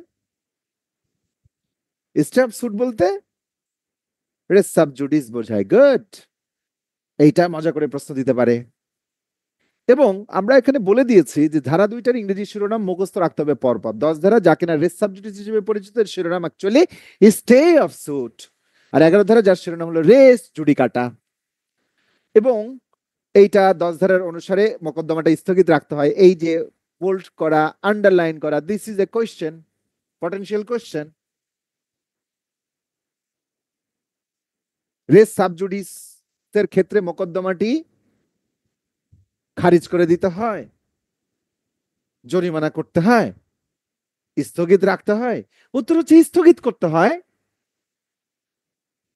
আর 11 ধারা অনুযায়ী রেস সাব সরি রেস জুডিকাটার ক্ষেত্রে আদালত সেটা খারিজ করে দিবেন।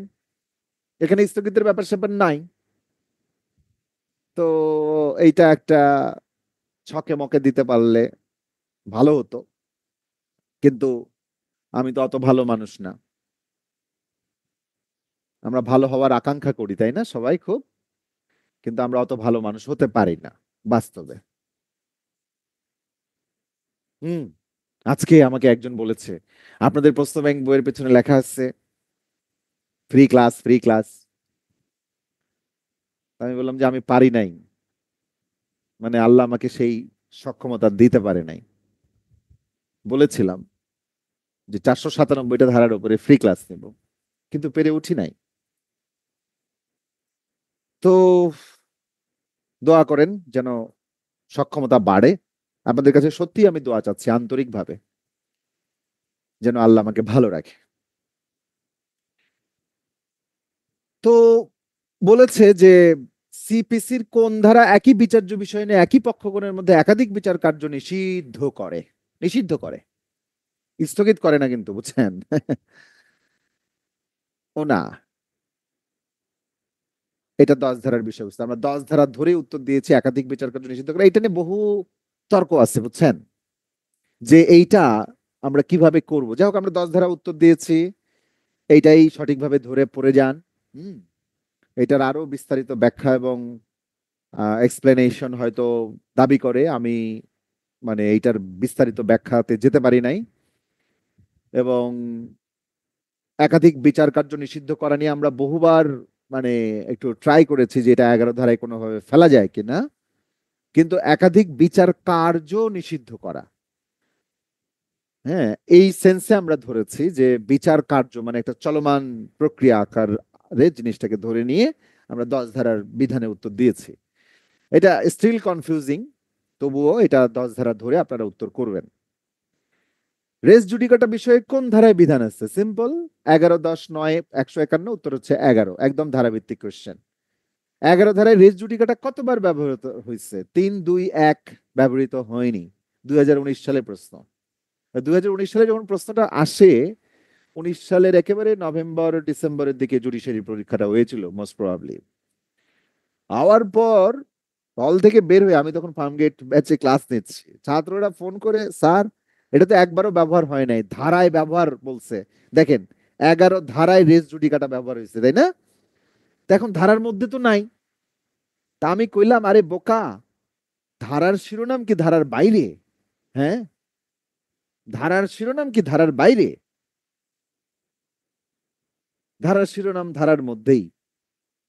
বলে রেস জুডিকাটা একবার ব্যবহার হয়েছে, অনেকে উত্তর দিয়ে আসছে ব্যবহৃত হয়নি।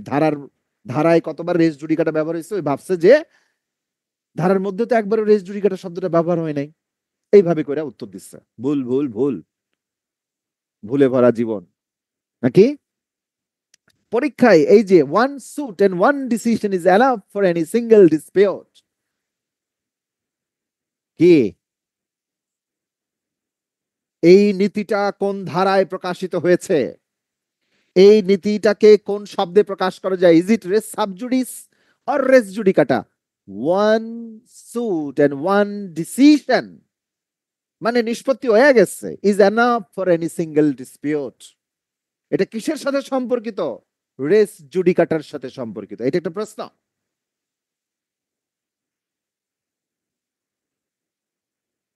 রেস জুডিকাটা মানে কি? A thing settled by judicial decision. Res জুডিকাটার মানে কি? A thing settled by judicial decision. Res অর্থ বিষয়, জুডিকাটা অর্থ আদালত কর্তৃক নিষ্পত্তিকৃত। রেস জুডিকাটা তিনটা মৌলিক নীতির উপর প্রতিষ্ঠিত। আল্লাহ এখানে অনেক বেশি করে বলছি। একই কারণে একই ব্যক্তিকে দুইবার বিচার করা যাবে না। রাষ্ট্রের সাথে প্রত্যেক মামলারই একটা ফিনিশিং থাকা দরকার, শেষ থাকা দরকার। বিচারিক সিদ্ধান্ত অবশ্যই সঠিক হিসেবে গৃহীত হতে হবে। যদি ভুল হয় ওটাই মেনে নিতে হবে। Judicial decision should be accepted as correct. এই প্রত্যেকটা no man to be vexed twice for the same cause, অথবা it is in the interest of the state that there should be an end to litigation. A judicial decision should be accepted as correct, or a one suit and one decision is enough for any single dispute। এর সবগুলোই race জুডিকাটার সাথে সম্পর্কিত। ওকে, সিপিসির 11 ধারায় কত নম্বর ব্যাখ্যায় constructive race judicata সম্পর্কে উল্লেখ করা হয়েছে? 1, 3, 4, 6। উত্তর হচ্ছে 4। 11 নম্বরে একাধিক ব্যাখ্যা রয়েছে, 6টা ব্যাখ্যা আছে। এর 4 নম্বর ব্যাখ্যায় কনস্ট্রাকটিভ রেস জুডিকাটা সম্পর্কে ধারণা দেওয়া হয়েছে। তো কনস্ট্রাকটিভ রেস জুডিকাটা জিনিসটা কি? কনস্ট্রাকটিভ রেস জুডিকাটা মানে হচ্ছে এই, আমি আপনার বিরুদ্ধে চুক্তির সুনির্দিষ্ট কার্য সম্পাদনের মামলা করছি। মামলা কইরা প্রতিকার হিসেবে দাবি করছি যে বিজ্ঞ আদালত আমারে সুনির্দিষ্টভাবে কার্য সম্পাদন কইরা দিতে মর্জি হয়। প্রতিকার হিসেবে এইটাই দাবি করছি, আর কোনো দাবি করি নাই। দাবি করার পর আদালত দেখে যে বিবাদীর এমন দশা যে তার পক্ষে সুনির্দিষ্ট কার্য সম্পাদন বাস্তবায়ন করা সম্ভব না।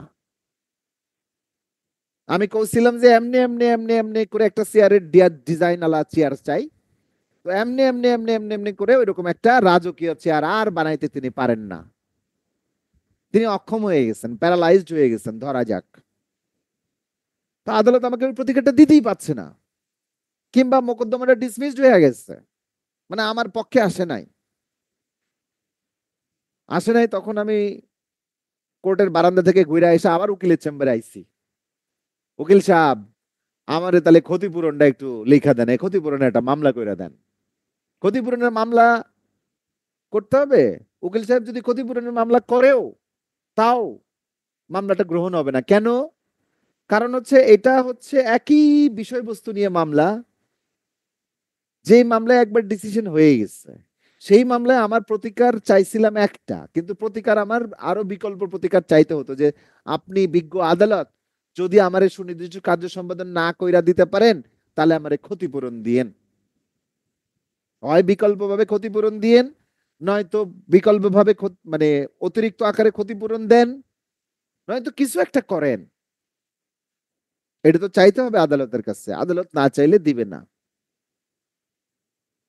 তো বলা হচ্ছে কনস্ট্রাকটিভ রেস জুডিকাটা মানে হচ্ছে একটা মামলায় আপনি ওই মামলার মূল যে দাবি, সেই দাবির সাথে আরো কি কি দাবি আপনি কনস্ট্রাক্ট করতে পারেন, ওটার সাথে আসছে পৃষ্ঠে জড়িয়ে আছে, আর যা যা দাবি আছে ওই বিষয়টা নিয়ে একবারই আপনি মামলা করতে পারবেন। একবারই আপনার সব দাবি দাওয়া তুলতে হবে, না হলে হবে না।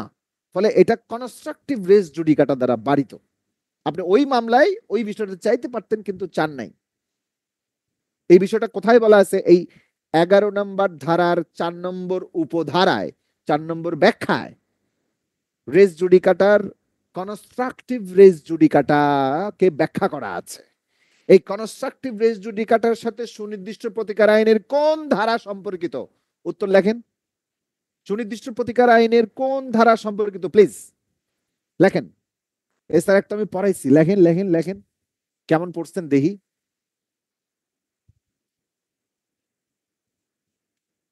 দেখেন দেখেন দেখেন।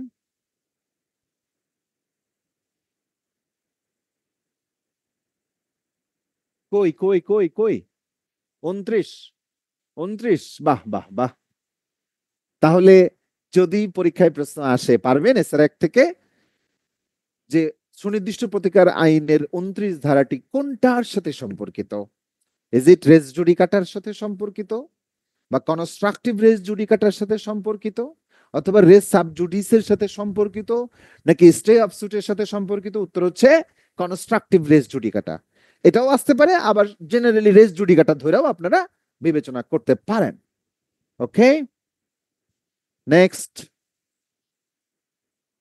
তাহলে প্রিন্সিপাল অফ রেস জুডিকাটা একটা ড্যাশ বিষয়। কি বিষয়? আইনগত বিষয়, ঘটনাগত বিষয়, আইন ও ঘটনার সম্মিলিত বিষয়, আদালতের স্বেচ্ছাধীন বিষয়। রেস জুডিকাটা হচ্ছে আইন এবং ঘটনার সম্মিলিত প্রকাশ। আমরা এটা সময় পাইনি লেখার, তাড়াহুড়া করে বই বের করতে হবে, লোকজন অপেক্ষায় আমার মাথা খারাপ করে দিতেছিল, বই বাইর করছি। তাও তো পরীক্ষা হওয়ার প্রায় 6 মাস পরে বইটা বাইর হয়েছে। ব্যাপারটা খুব দুঃখজনক, যেটা 1 মাস পরে বের হওয়ার কথা ছিল।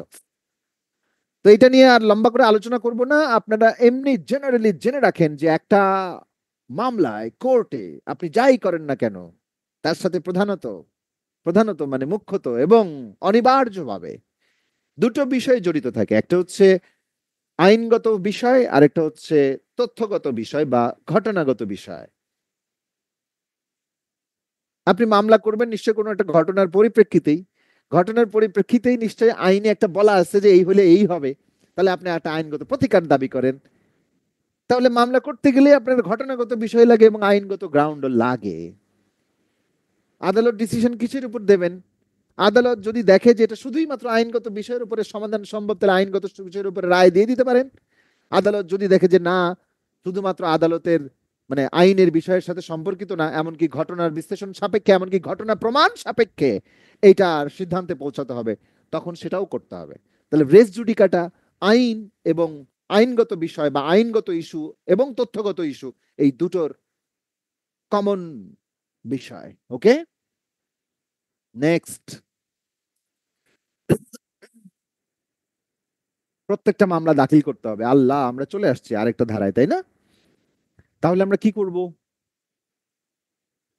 শোনেন, আমরা কোনো গ্যাপ দিব না, হ্যাঁ। আমি আশা করব যে আপনারা একটু ধৈর্য ধরেন। আমরা আরেকটু যদি আমরা 20 মিনিট 25 মিনিট পড়তে পারি, তো আমরা একটা সুন্দর জায়গায় পর্যন্ত 24 ক পর্যন্ত অ্যাটলিস্ট আমরা পৌঁছে যাব হোপফুলি, এবং সেটা আমাদের মানে ন্যূনতম টার্গেট রাখা উচিত। ক্লাসটা একটু লম্বা হলো, লম্বা হলেও আশা করি আপনারা লাভবান হইলেন বা লাভবান হবেন। আমরা এখন বিরতি দিলেই একটা ছেদ ঘটে যাবে, আমারও ছেদ ঘটে যাবে। মানে এই উত্তেজনা, এই প্যাশন, এই ঢং, এটা থাকবে না আর, হ্যাঁ, ঢংটা হারিয়ে যাবে। প্রত্যেকটা মামলা দাখিল করতে হবে এই সংক্রান্তে একটা প্রশ্ন, এইটা আপনাদের এই যে দেওয়ানি কার্যবিধিতে খেয়াল করবেন। কি খেয়াল করবেন? খেয়াল করতে হবে এইটা যে দেওয়ানি কার্যবিধির এই যে প্রথম অংশটা, সেই প্রথম অংশে কোথায় গেল ফুলগুলি, সব কোথায় গেল?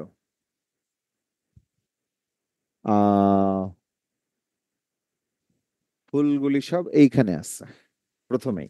একদম যদি আপনি মূল সূচিপত্রে যান, কি দেখবেন জানেন? প্রথম ভাগের প্রধান শিরোনাম হচ্ছে সুটস ইন জেনারেল, সাধারণ মোকদ্দমা। এর টপিকটা কি?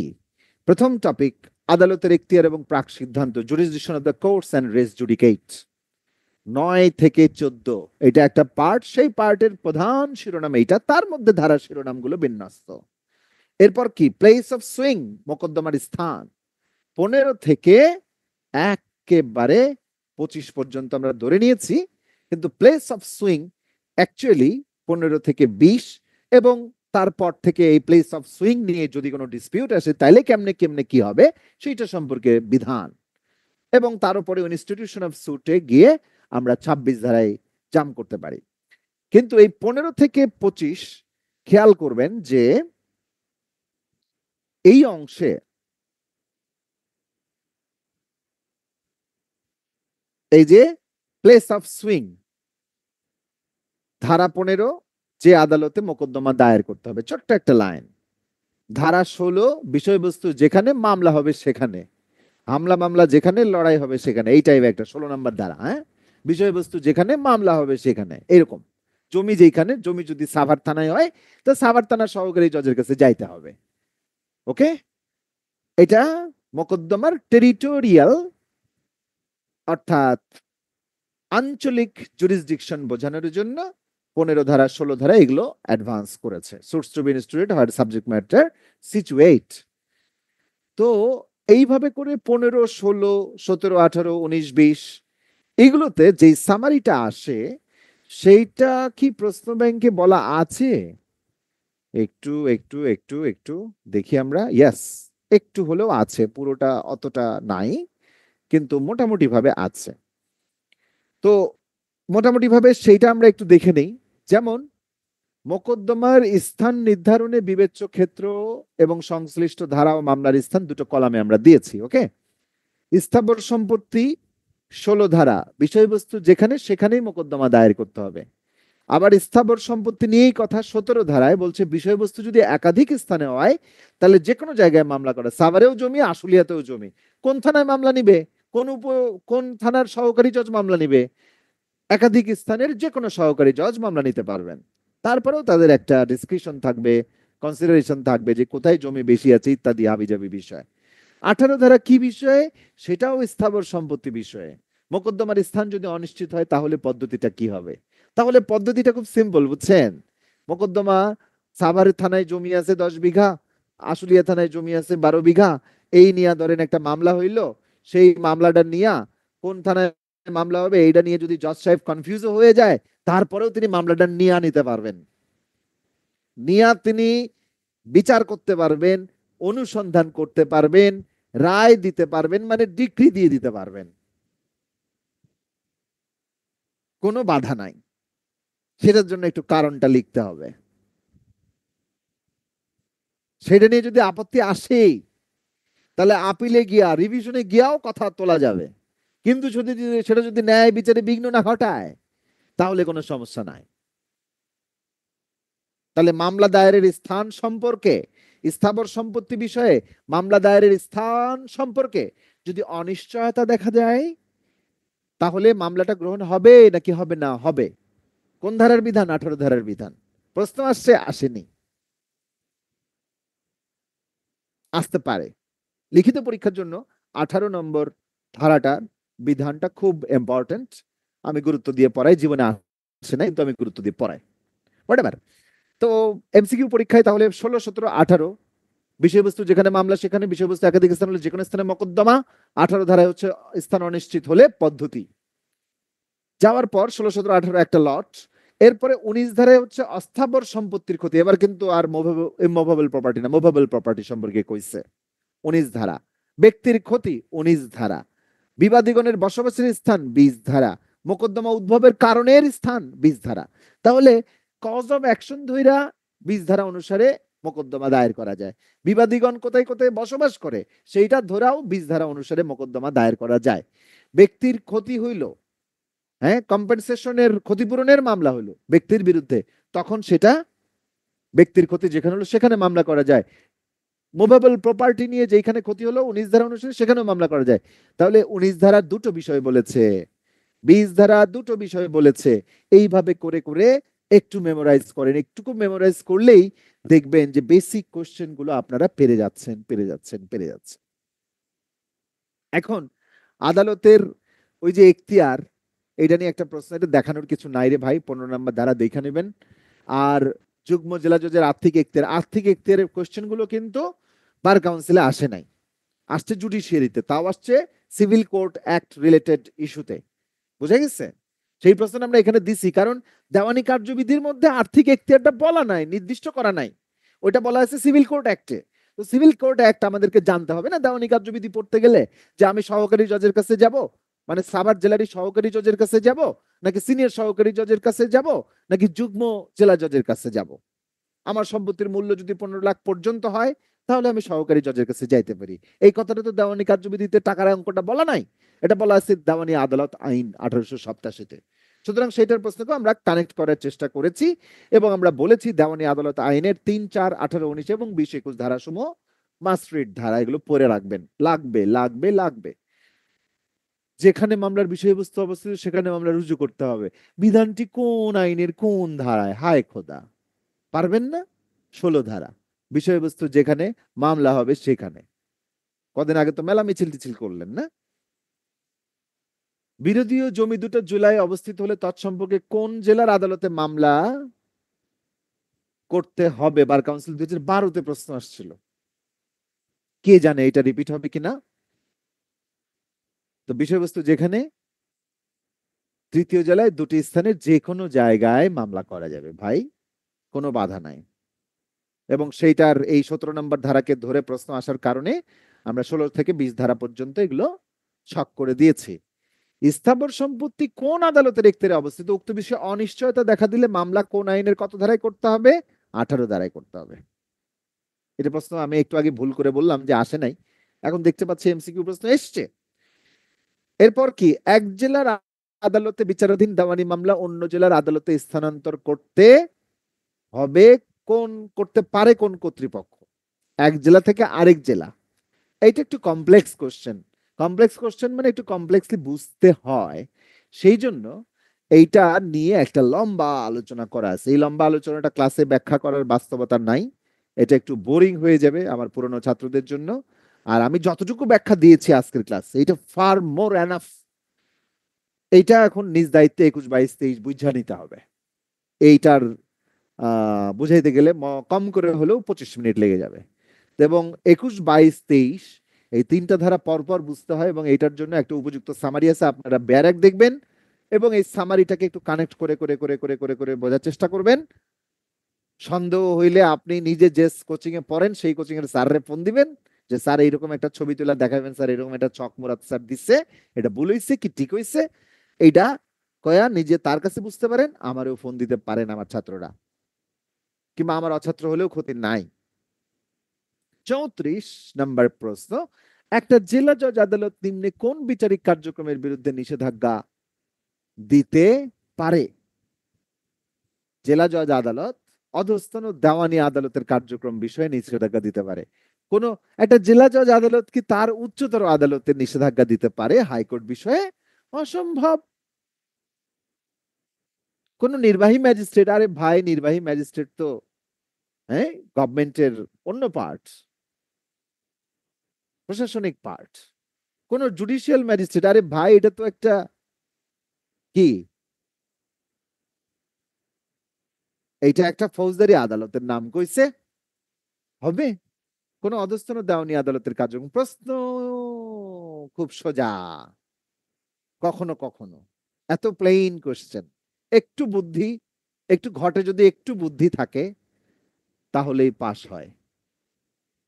24 কত ধারা অনুযায়ী জেলা জজ এক আদালত থেকে আরেক জেলার আদালতে মামলা স্থানান্তর, অন্য আদালত, এক জেলা এক আদালত থেকে অন্য আদালতে স্থানান্তর করে?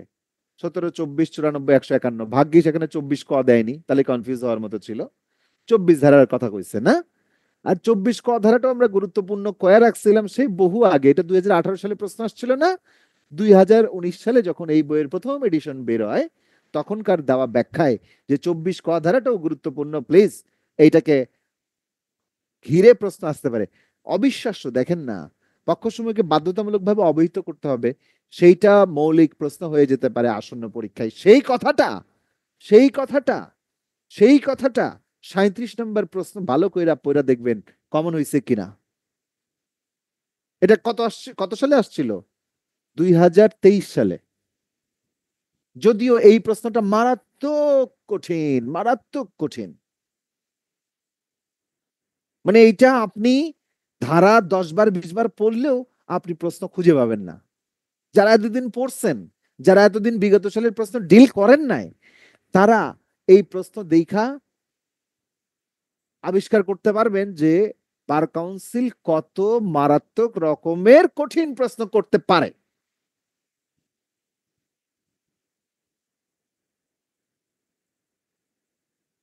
বলছে 24 ধারা অনুযায়ী জেলা জজ কর্তৃক মামলা বদলির সময় কি করতে হয়, নোটিশ দিতে হবে এবং শুনানি বাধ্যতামূলকভাবে করতে হবে, নাকি নোটিশ বাধ্যতামূলক কিন্তু শুনানিটা বাধ্যতামূলক নয়, নাকি শুনানি আবশ্যক কিন্তু নোটিশ নয়, নোটিশ ও শুনানি কোনোটিই আবশ্যিক নয়? এটা বেশ complex question. On the application of any of the parties and after notice to the parties and after hearing such of them as desired to be heard or of its own motion, তার নিজের ইয়েতে, without such notice, the High Court, division or the district court may at any stage dash dash dash dash dash. এবং এটাকে কিভাবে বুঝিয়ে রাখতে হবে, পক্ষগণের আবেদনে অন্য পক্ষকে নোটিশ দেওয়া বাধ্যতামূলক হলেও 24 ক ধারা অনুসারে উভয় পক্ষের হাজির হবার জন্য তারিখ ধার্য করতে হবে বাধ্যতামূলকভাবে। এবং এই যে তারিখ ধার্য করতে হয়, এইটা ধরে প্রশ্ন আসতে পারে ভবিষ্যতে। আর যদি শতপ্রবৃত্ত হয়ে দেয় তাহলে নোটিশেরই বাধ্যতা নাই, শুনানি তো দূর কি বাদ, শুনানির তো কিছু নাই। তাহলে এটার উত্তর হচ্ছে গ নাম্বার, নোটিশ এবং শুনানি কোনোটাই আবশ্যিক নয়। জেলা জজ কর্তৃক, এই যে ছোট্ট কর্তৃক, তার কর্তৃক জেলা জজ নিজে সুমোটো ভাবে স্বেচ্ছায় তিনি মামলা বদলি করছেন। এটার জন্য কি এখন ডাইকা কব এই মামলা আমি বদলি করতে চাই, আপনাদের মতামত কি? আদালত এই কথা কবে? নাকি আদালত তার বিবেচনায় মনে হচ্ছে যে এটা এই কোর্টে চলবে না মামলাটা, ফলে এখানে আমি ট্রান্সফার করব? এটা কোর্টের জুরিসডিকশন, জেলা জজ এটা পারেন, হাইকোর্ট এটা পারেন।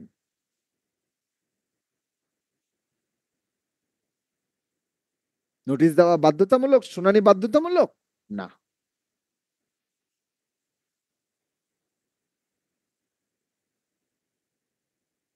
তো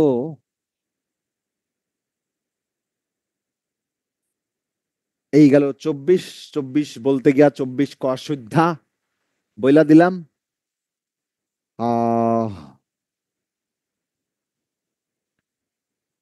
কোশ্চেন হচ্ছে 38 নম্বর, দেওয়ানি আদালতের আদি ইখতিয়ারকে কয় ভাগে ভাগ করা যায়? দেখি বলেন তো, কয় ভাগে ভাগ করা যায়?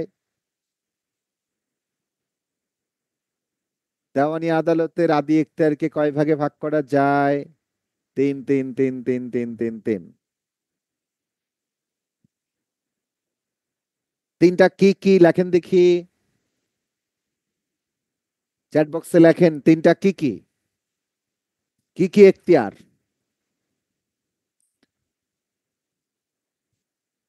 একটু সময় দিচ্ছি, লিখতে থাকেন। কি কি এখতিয়ার 3 ভাগে ভাগ করা যায় আদি এখতিয়ারকে? এই তিনটা কি কি?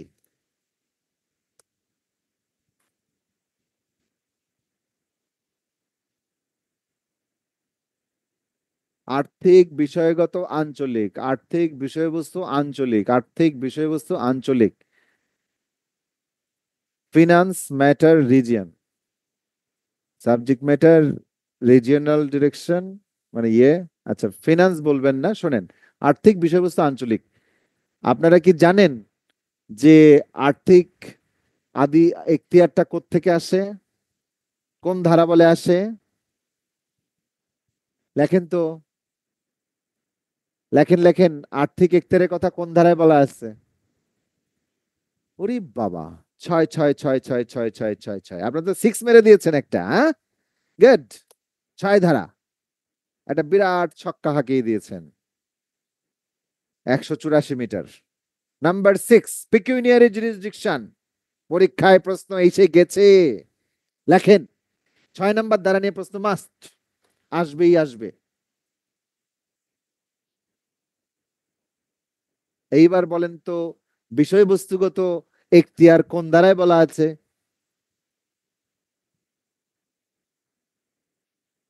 রিভা নয়, শাহনাজ রমা নয়, Sakina Papri 19, no no no no no no no no no, নয় নয় নয় নয় নয় নয় নয় নয় নয়। এইবার বলেন তো টেরিটোরিয়াল জুরিসডিকশনটা কোথায় বলা আছে?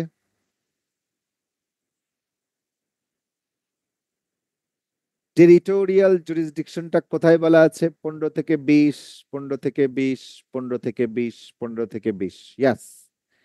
15 থেকে আপনি 23 বললেও ক্ষতি নাই। হুম, 15 থেকে 20, place of swing, place of swing territorial শিরোনাম আছে, 15 ধারার উপরে একটা শিরোনাম আছে প্লেস অফ সুইং।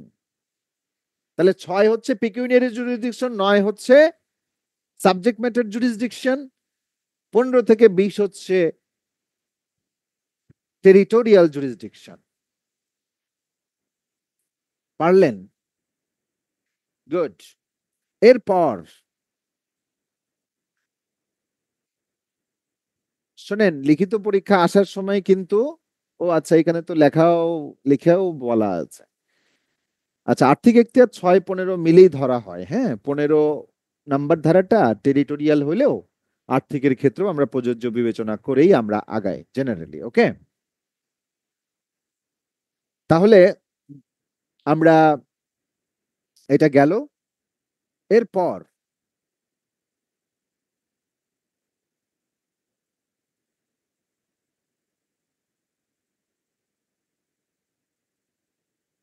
আমরা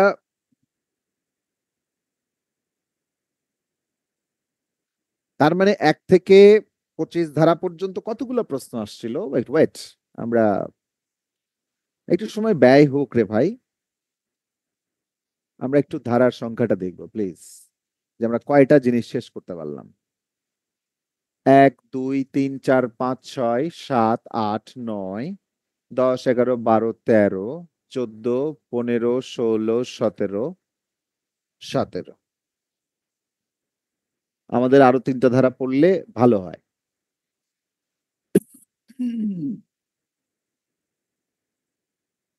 বলেন তো ইনস্টিটিউশন অফ সুট, দেওয়ানি কার্যবিধির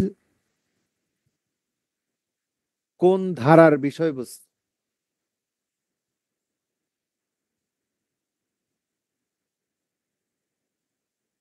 মানে যারা পড়ছেন তাদের জন্য একটু সুবিধা, তারা খুব 26। এইবার বলেন তো ইনস্টিটিউশন অফ সুট কোন আদেশের বিষয়বস্তু?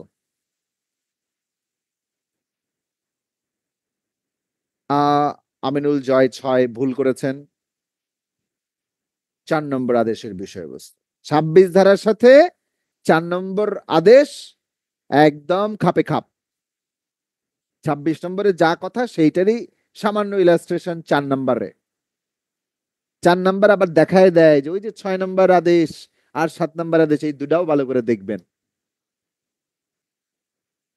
এখন বলেন তো আরজি দায়েরের, মানে এইটা একটা দুষ্টু প্রশ্ন। ওই যে দুষ্টু মিষ্টি প্রশ্ন বলে না, ওরকম একটা দুষ্টু মিষ্টি প্রশ্ন। আরজি দায়েরের কয়টা পদ্ধতি আছে? আরজি দাখিলের, মানে মামলা মানে দায়েরের কয়টা পদ্ধতি বলা আছে? মামলা দায়েরের কয়টা পদ্ধতি বলা আছে দেওয়ানি কার্যবিধিতে? সকিনা পাপড়ি 2 বলেছেন, নূর হালিম বলেছেন 3টা।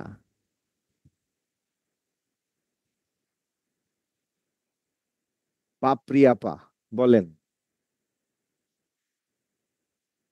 বলেন কোন 2টা পদ্ধতি? লেখেন, আপনার লেখার অপেক্ষায় আছে। আপনি যেহেতু একটা উত্তর দিচ্ছেন।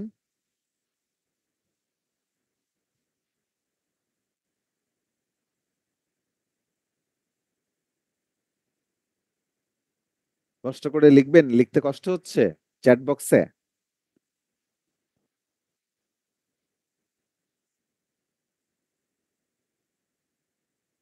এটা একটা দুষ্ট প্রশ্ন এই জন্য, 26 নম্বর ধারায় বলা হয়েছে যে মামলা দায়ের করতে হবে আরজি দাখিলের মাধ্যমে অথবা বর্ণিত অন্য কোনো পদ্ধতির মাধ্যমে। অর্থাৎ যদি কোথাও আরজি বাদে অন্য কোনো পদ্ধতি বলা থাকে তাহলে সেভাবে করতে হবে।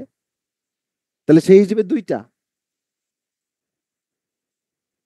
এই প্রশ্ন আসবে বলে আমি মনে করছি না, আমি বলছি, মানে ব্রেনটাকে একটু খাটান। হ্যাঁ, এইভাবে প্রশ্ন মানে আসে মাঝে মাঝে। আমরা তো দেখালাম, এরকম দুষ্টু প্রশ্ন দেখাইলাম না?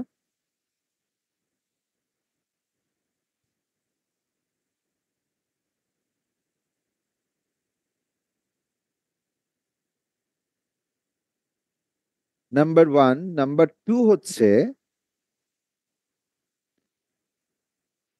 4 নম্বর আদেশ নিয়ে এখনো পর্যন্ত সম্ভবত কোনো প্রশ্ন আসে নাই। 26 নম্বর ধারা নিয়েও আসে নাই, 4 নম্বর আদেশ নিয়েও আসে নাই। 4 নম্বর আদেশটা আপনারা ভালো করে দেখে নেবেন। 4 নম্বর আদেশ রিলেটেড, যেমন সিভিল রেজিস্ট্রার এর সংজ্ঞা কোথায় আছে। হ্যাঁ, হ্যাঁ, থ্যাংক ইউ পাপ্রিয়াপা, আপনি লিখেছেন, অনেক ধন্যবাদ। 26 নম্বর ধারার সাথে ওইটা পার্ট বাই পার্ট দেখে নেবেন। আমরা প্রশ্ন ব্যাংক ধইরা যদি একটু নিচে যাই, মানে হচ্ছে যে আমরা যেই প্রসঙ্গে আমরা চলে গেলাম, 26 নম্বর ধারা থেকে তো প্রশ্ন আসে নাই। ও আসছে মনে হয় একবার, না? Wait and C.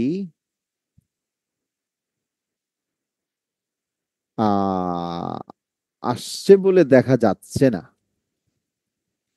নাকি কোনোভাবে আমরা ভুল করছি? আচ্ছা, সেটা আসছে কিনা সেটা পরে দেখছি। আমরা দেখব যে পার্টটুকু, সেটা হচ্ছে সমন সম্পর্কিত কিছু ধারা আছে, এবং এই ধারাগুলো 4টা প্রশ্ন ব্যাংক বইয়ে সুন্দর করে দেওয়া আছে, 283 নম্বর পৃষ্ঠায়। এটা 40 নম্বর প্রশ্নকে ঘিরে। 27 নম্বর ধারার শিরোনাম হচ্ছে সামন্স টু ডিফেন্ডেন্টস, সমন দিতে হবে বিবাদীর প্রতি। 28 নম্বরটা বাতিল। বিদেশের সমন জারি, সার্ভিস অফ ফরেন সমন, অর্থাৎ বিদেশ থেকে সমন আসছে, সেই সমনটা আমি কেমনে জারি করব। তাহলে 27 নম্বর হচ্ছে বিবাদীর প্রতি সমন, বিদেশ থেকে আসা সমন হচ্ছে 29। এরকম আরেকটা বেজোড় ধারা দেখেন, সাক্ষীর প্রতি সমন, সামন্স টু উইটনেস। মামলার বিচার কার্য চলতেছে, ওই সময় সাক্ষীকে ডেকে আনার প্রয়োজন পড়ছে, সাক্ষীর প্রতি সমন, সামন্স টু উইটনেস। 32 ধারাটা হচ্ছে এটা শেষ ধারা। তাহলে 27, 28, 29, 30, 31, 32, এর মধ্যে 27 হচ্ছে বিবাদীর প্রতি সমন, 29 হচ্ছে বিদেশির সমন জারি, 31 হচ্ছে সাক্ষীর প্রতি সমন। এই তিনটা যদি 27, 29, 31 এইভাবে মনে রাখেন, কষ্ট হবে খুব। বিবাদীর প্রতি সমন জারির বিধান কত নম্বর ধারার বিষয়বস্তু? উত্তর হচ্ছে 27 ধারা। বিদেশের সমন কি করে জারি করতে হবে? এটা হচ্ছে 29 ধারা। সাক্ষীর প্রতি সমন কি করে জারি করতে হবে? এটা হচ্ছে 31 নম্বর ধারা। এবং এই power to order discovery and the like, আবিষ্কার এবং অনুরূপ বিষয় আদেশ দানের ক্ষমতা, এটা খুব বিখ্যাত একটা ধারা, খুবই আদালতে বহুল চর্চিত একটা ধারা। 30 ধারার স্টেপের কথা বলা হয়। তো এইটা পর্যাপ্ত আকারে জেনারেলি মানে পড়া হয় না, বা প্রশ্ন আসে না, আসেনি। এবং সব শেষে আছে হাজির না হলে দণ্ড। এবং হাজির না হলে দণ্ড মানে হচ্ছে এই যে সমনগুলো দেওয়া হচ্ছে, সামন্স টু ডিফেন্ডেন্টস, বা এই যে 30 ধারা power to order discovery and like, তখন ওইটার ক্ষেত্রে দণ্ডটা কি রূপে প্রযোজ্য হবে সেটা সম্পর্কে বলা হয়েছে 32 নম্বর ধারায়। এবং 32 নম্বর ধারায় 4টা শাস্তিমূলক পদক্ষেপ, এটা পরের প্রশ্নে দেখবেন যে আলোচনা করা আছে। 41 নম্বর প্রশ্নে বলা হচ্ছে যে কেউ যদি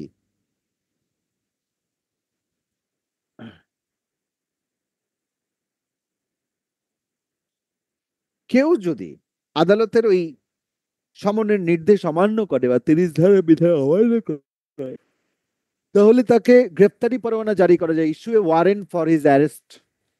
তার সম্পত্তি ক্রয় এবং বিক্রয় করা যায়, attach and sell his property. অনধিক 500 টাকা জরিমানা করা যায়, ইম্পোজ এ ফাইন আপন হিম নট এক্সিডিং 500 টাকা। হাজিরার জন্য জামানত দেওয়ার আদেশ দিতে পারেন এবং জামানত প্রদানের ব্যর্থতায় তাকে গ্রেফতারও বা মানে গ্রেফতার করে দেওয়ানি কারাগারে আটকও করা যাবে to furnish security for his appearance and in default সেটা দিতে ব্যর্থতায় commit him to the civil prison, তাকে দেওয়ানি কারাগারে পাঠানো যাবে। তাহলে এই যে চারটা ভিন্ন ভিন্ন শাস্তিমূলক পদক্ষেপ এইটা সম্পর্কে আপনারা দেখেন তো কি কি প্রশ্ন আসছে। সাক্ষ্য প্রদানের জন্য কোনো ব্যক্তিকে কোনো সমন দেওয়া হলে, মানে সমন দেওয়া হয়েছে কিন্তু হাজির হয় নাই, তাহলে সর্বোচ্চ কত টাকা জরিমানা করতে পারে? উত্তর হচ্ছে 500 টাকা জরিমানা করতে পারে। এটা একটা পদক্ষেপ। 30 ধারা অনুসারে প্রদত্ত সমন অমান্য করলে কত টাকা জরিমানা আদায় করা যেতে পারে? 1000, 100, 200, 500। এগেইন ওই সেম কোশ্চেনই, এটাও ওই 500 টাকায়। ওকে, মানে 32 ধারাতেই ওটার উত্তর দেওয়া আছে এবং 30 ধারার উল্লেখে 32 ধারায়, মানে ফলে রেফারেন্সটা কিন্তু ধারা 32ই। 30 ধারার কথা বলা আছে প্রশ্নে, কিন্তু 30 ধারা নিয়া প্রশ্নটা না, প্রশ্নটা হচ্ছে 32 ধারা নিয়া। জুডিশিয়ারি 2023 সালে আসছে, মানে ভেরি রিসেন্ট। ইনফ্যাক্ট এই প্রশ্নটা এই ধরনের আসলে অনেক ছাত্র পারবে না। ওকে, তারপরে আদালতের নির্দেশ সত্ত্বেও দলিল দাখিল না করলে, ভাই এটা কি জিনিস? দলিল দাখিল করা ওই 30 ধারাতেই বলা আছে। কোন ধারার অধীনে শাস্তিমূলক পদক্ষেপ গ্রহণ করতে পারে? 30 ধারার ঘটনা, কিন্তু 30 ধারা অনুসারে শাস্তিমূলক পদক্ষেপ গ্রহণ করতে পারে নাকি 32 ধারা অনুসারে শাস্তিমূলক পদক্ষেপ গ্রহণ করতে পারে? উত্তর হচ্ছে 32 ধারা অনুসারে শাস্তিমূলক ব্যবস্থা গ্রহণ করে। ওকে, এবং এই তো 32 ধারা পর্যন্ত, মানে 27 থেকে 32 ধারা। আপনারা একটু বলেন তো 27 থেকে 32 ধারার সাথে সম্পর্কিত আদেশ কোনটা? সমন নিয়ে আদেশ কোনটা? 555। গুড। আয় হায় হায়, নাজু আহমেদ 26। সর্বনাশ। সমন নিয়ে আদেশ কোনটা এটা জানতে চেয়েছি। সমনের আদেশ 5 নম্বর আদেশ, এটা ভুলে গেলে তো হবেই না। কেমনে কি? হুম। আচ্ছা, এরপরে 42 নম্বরে একটা আদালত খরচার উপর সুদ প্রদান করতে পারে 6%, 10%, 12%, 13%। এইটা নিয়ে দেখবেন যে প্রশ্ন ব্যাংক বইয়ে মানে 35, 35 খ এবং 35 ক এই তিনটা ধারা সম্পর্কে যেই সামারি দিছি, এই সামারির বাইরে আর প্রশ্ন আসবে না, আসবে না, আসবে না। ভালো করে পড়ে রাখেন, এর মধ্যে প্রশ্ন কমন পাওয়া গেছেন একটা। আপনারা লিখে রাখেন 35 থেকে 35 খ একটা প্রশ্ন মাস্ট কমন লিখে রাখেন। আমি কোন কোন ধারার কথা বললাম? সিরাজুল ভাই আমার ক্লাসের ওয়ান অফ দা মনোযোগী ছাত্র। 6 ধারার কথা বললাম।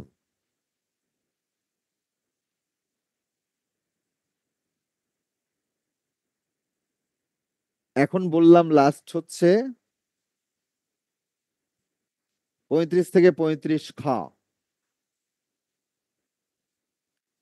আর কোন ধারার কথা কি স্পেসিফিক ভাবে বলেছি বলে আমার স্মৃতিতে আসছে না। তো না, ওটা নয়। 6, তারপরে 35 থেকে 35 খ। 35 ঠিক না, অ্যাকচুয়ালি 33 থেকে 35 খ, এইভাবে ধরেন প্লিজ। 33 থেকে 35 খ। আর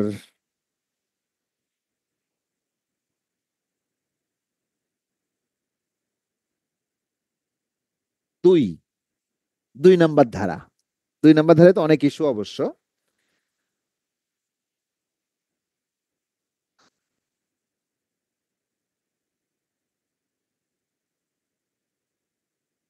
সাথে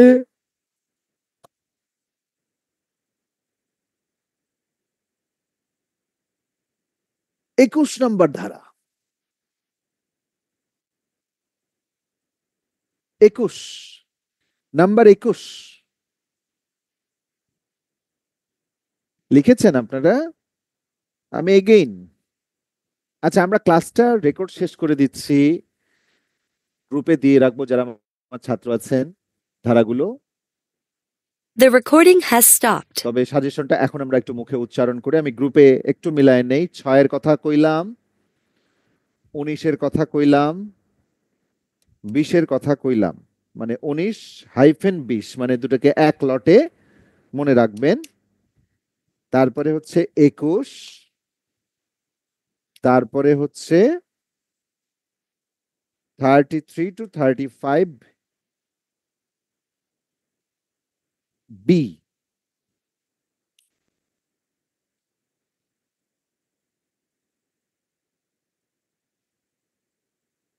সমান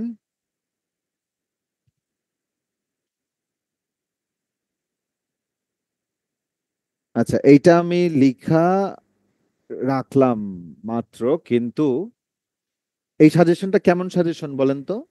ভুল বুঝবেন না, খবরদার। আমরা তো প্রশ্ন ব্যাংক পড়বো বলেই এত হইচই পাকাইছি, এবং প্রশ্ন ব্যাংক পড়লে পরেই পাস হবে সেই কারণে হইচই পাকাইছি, তাই না? এর মধ্যে ক্লাস শুরু করার সময় আমি ভাবতেছিলাম যে একটা কথা কব, যে ধ্যান লাগে, ধ্যান ধ্যান ধ্যান, কিংবা কথাটাকে অন্যভাবে বলতে পারেন, বিশ্বাস লাগে, বিশ্বাস।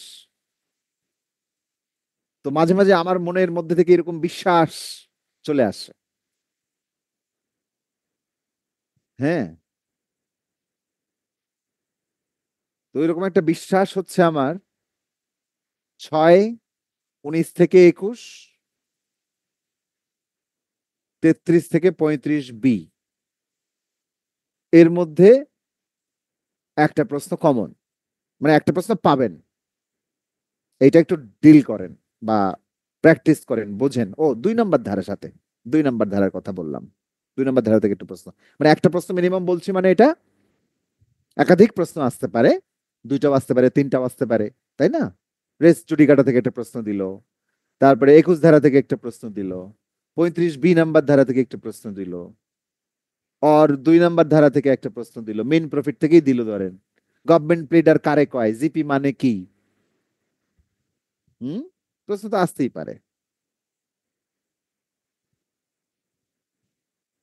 তো মানে এটা আমি একটু টেস্ট করছি, যে হয়তো দেখা গেল যে পরীক্ষার সময় ঠিক এইখান থেকে প্রশ্নটা আসলো, মানে এরকম একটা রিস্কি সাজেশন। মানে আমার কাছে 2টা ছাত্র আছে, তারা জীবনে পড়ার কোনো এনার্জি পায় না, একদম না। তো ওদের ফেল হলেও কিছু যায় আসে না, পাস হলেও খুব বেশি কিছু দুনিয়া পাল্টে যাবে, লিখিত পরীক্ষায় পাস করবে, এইটা আমি বিশ্বাস করি না। কিন্তু তাদের মনে বড় আশা উকিল হবে, কিন্তু পড়তে চায় না। তো ওদেরকে একটা হাই রিস্ক সাজেশন দিব আমি, হাই রিস্ক। সেইটাই ধরেন এরকম একটা হাই রিস্ক সাজেশন। কিন্তু এই হাই রিস্ক হইতে গেলেও ধরেন 21 ধারা বুঝতে গেলে তো আসলে মেলা কিছুই বুঝতে হয়, তাই না? দেওয়ানি কার্যবিধির।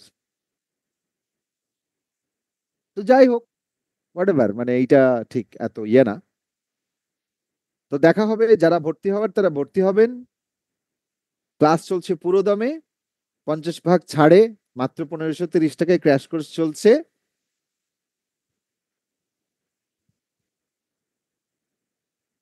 10-12 তারিখে আবার শুরু হবে।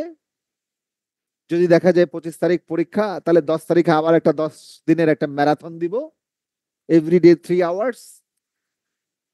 যাদের প্রয়োজন নেই তারা বাড়িতে বসে পড়বেন, দরকার নাই আমার ক্লাস করার। যাদের প্রয়োজন তারা ঝাঁপায় পড়বেন, 3-10-30 দিনে 30 ঘন্টায় আবার একটা রিভিশন দিব। শরীর স্বাস্থ্য যেন ভালো থাকে, কথা যেন রাখতে পারি। সবাইকে ধন্যবাদ। আসসালামু আলাইকুম। ইনশাল্লাহ কালকে পুনরায় দেখা হবে।